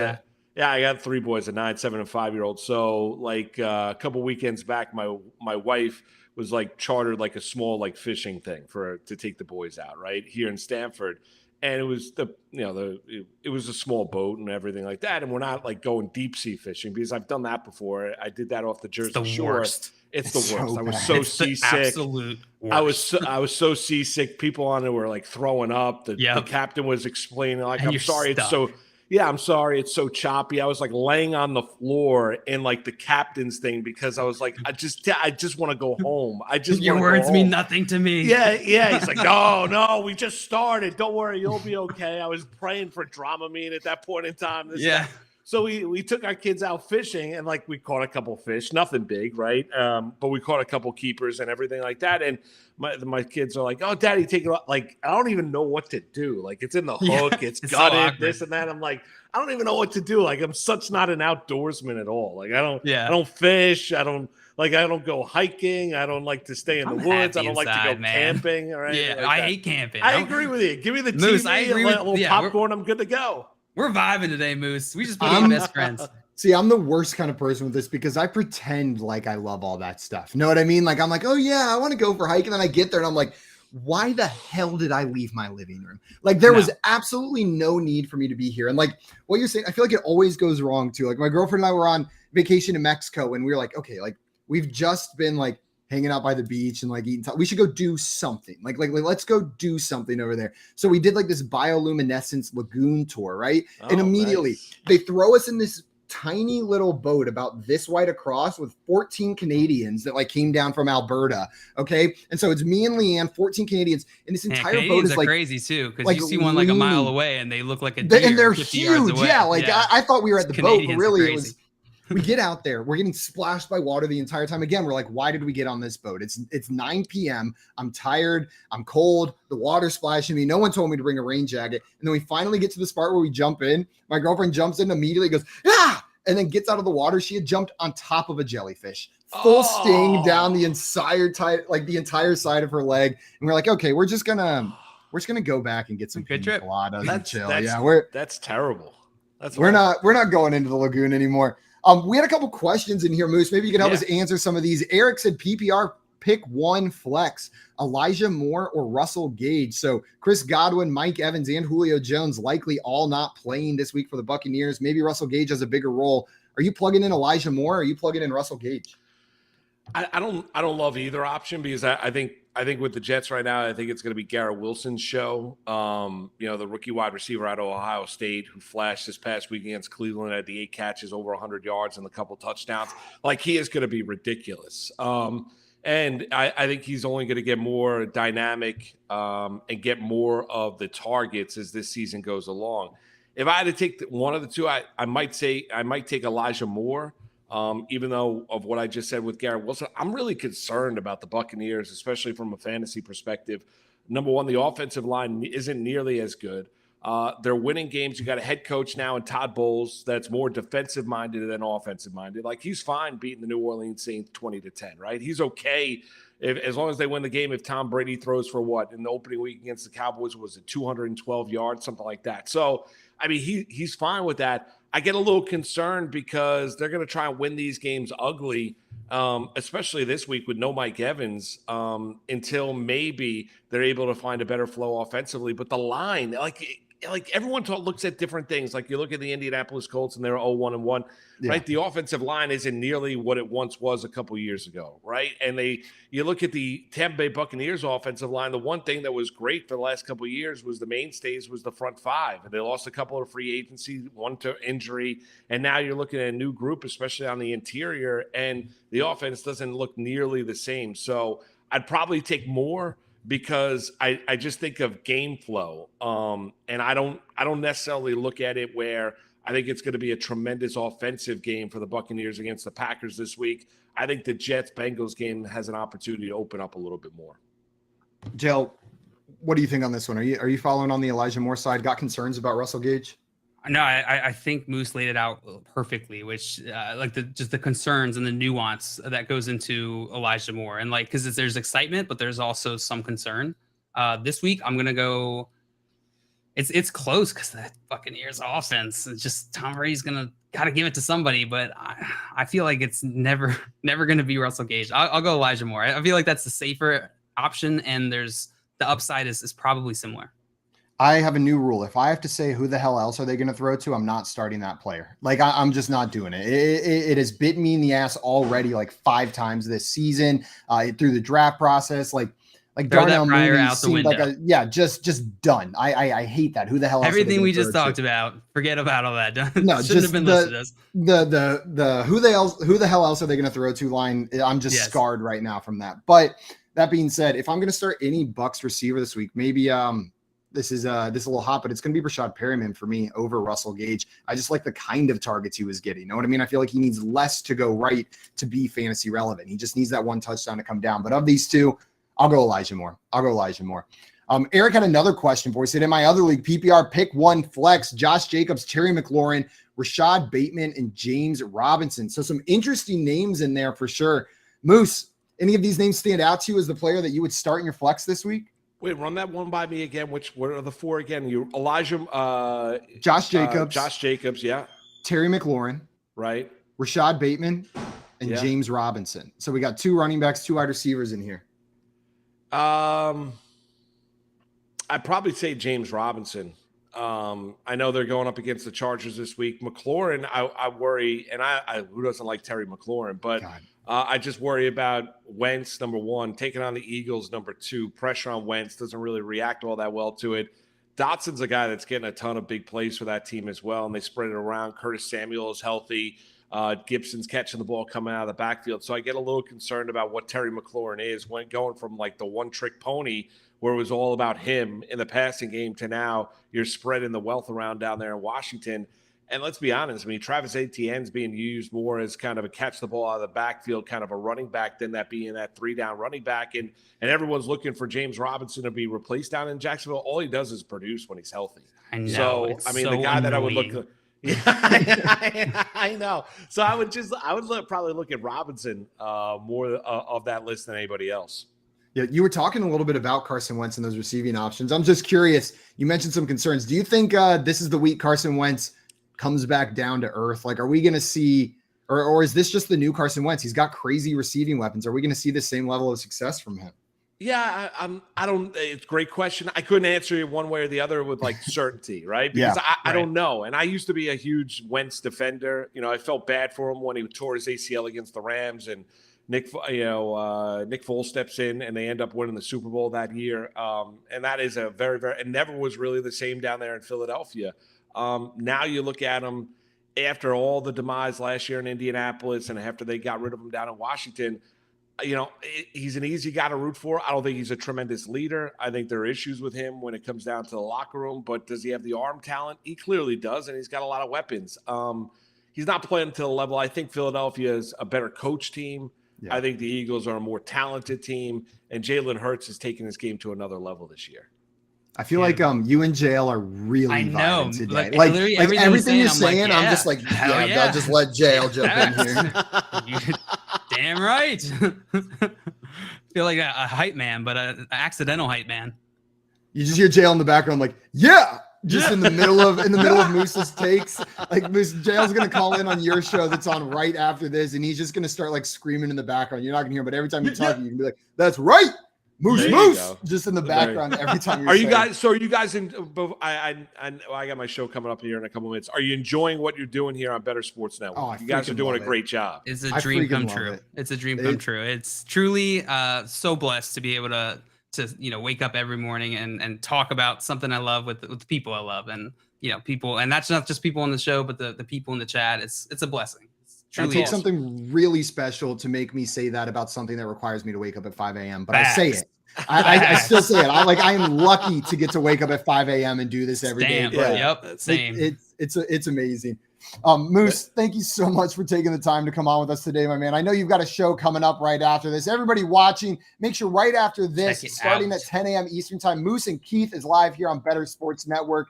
You can find Moose on Twitter at Mark Malusis. That is Malusis. Moose, truly a pleasure hanging out with you today, man, and have fun on your show. Appreciate you, brother. Guys. Pleasure. Sorry for the technical issues trying to get up. Don't you dare apologize. You're perfect, Moose. A little bit late, but guys, keep rocking out. Keep doing a great job, and you're doing fantastic work in the morning. Thanks for having me on. Appreciate it, Moose. Thanks so much for coming on. Likewise. Have a good one. Oh, y'all better check out that show. I'm gonna be mad. Oh, I'm gonna be so mad. Oh boy. What does Mr. Poopy Butthole say again?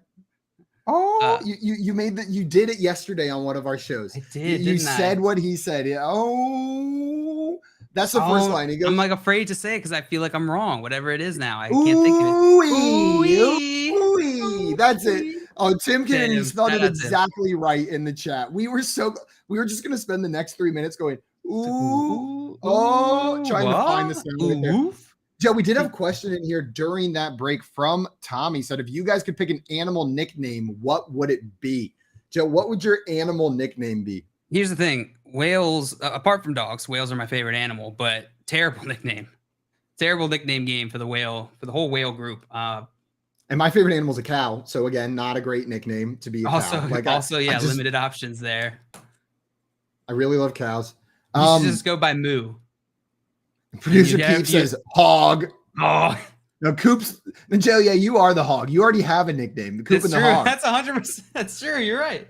I thought that the hog was just whoever's with Coop. No, I think it's you specifically because I wasn't allowed to be a hog whenever I came back. It wasn't Coop and the Hogs anymore. It was just the Front Yard Fantasy we did Morning have a Show. meeting about that. Yeah, man. What would my animal be, JL? I think you would be a jackrabbit. A jackrabbit? That's not even real. I'm actually I pride myself on my ability to make like comparisons based off people's traits and stuff. I'm gonna think about this. I'm gonna have an answer for you probably tomorrow. Tomorrow we need an answer. Yeah, I need to think about it a little bit. Joe, we had a question from Adam in here. He said, drop 2. Isaiah Pacheco, MVS, Sky Moore, full PPR for a bench spot. This is relatively easy for me. Yep. And it stinks. And I'm sorry you drafted Sky Moore as a rookie, but looking at this right now and how they've been used, I'm dropping Pacheco and Sky Moore. I'm holding on to MVS. What about you, JL? I went through various stages of realizing that I was wrong about many things. I agree with you. I immediately thought it was Pacheco. Like at this point, he's season hype, and he's probably not worth rostering unless you have a league. At least for now, until we start to see usage go up. MVS and Sky Moore, you got to go MVS between the two of those guys. But I don't want to get rid of Sky Moore. What was Sky Moore's snap share in week 2? 62%. No. I just made it up. I didn't actually look at it. I know his snap share. I haven't looked at it this week, so I'm quizzing you a little bit. It's at 4%. 4%. So I'm comfortable dropping a player. He wasn't even on the field, really. Everybody watching, thank you so much for bringing in all these questions and for hanging out with us. Make sure right after this, you're staying tuned here on Better Sports Network for Moose and Keith. Moose, the absolute man who is just on with us right now. We will be back tomorrow morning at 7 a.m. Eastern time not tomorrow. We'll be back on Sunday. Sunday from an 11 a.m. to 1 p.m. with our friend Joey. So make sure you come pregame with us on Sunday over here on Better Sports Network. We'll see you guys then. Bye. I love you. Woo! Hogs out, baby.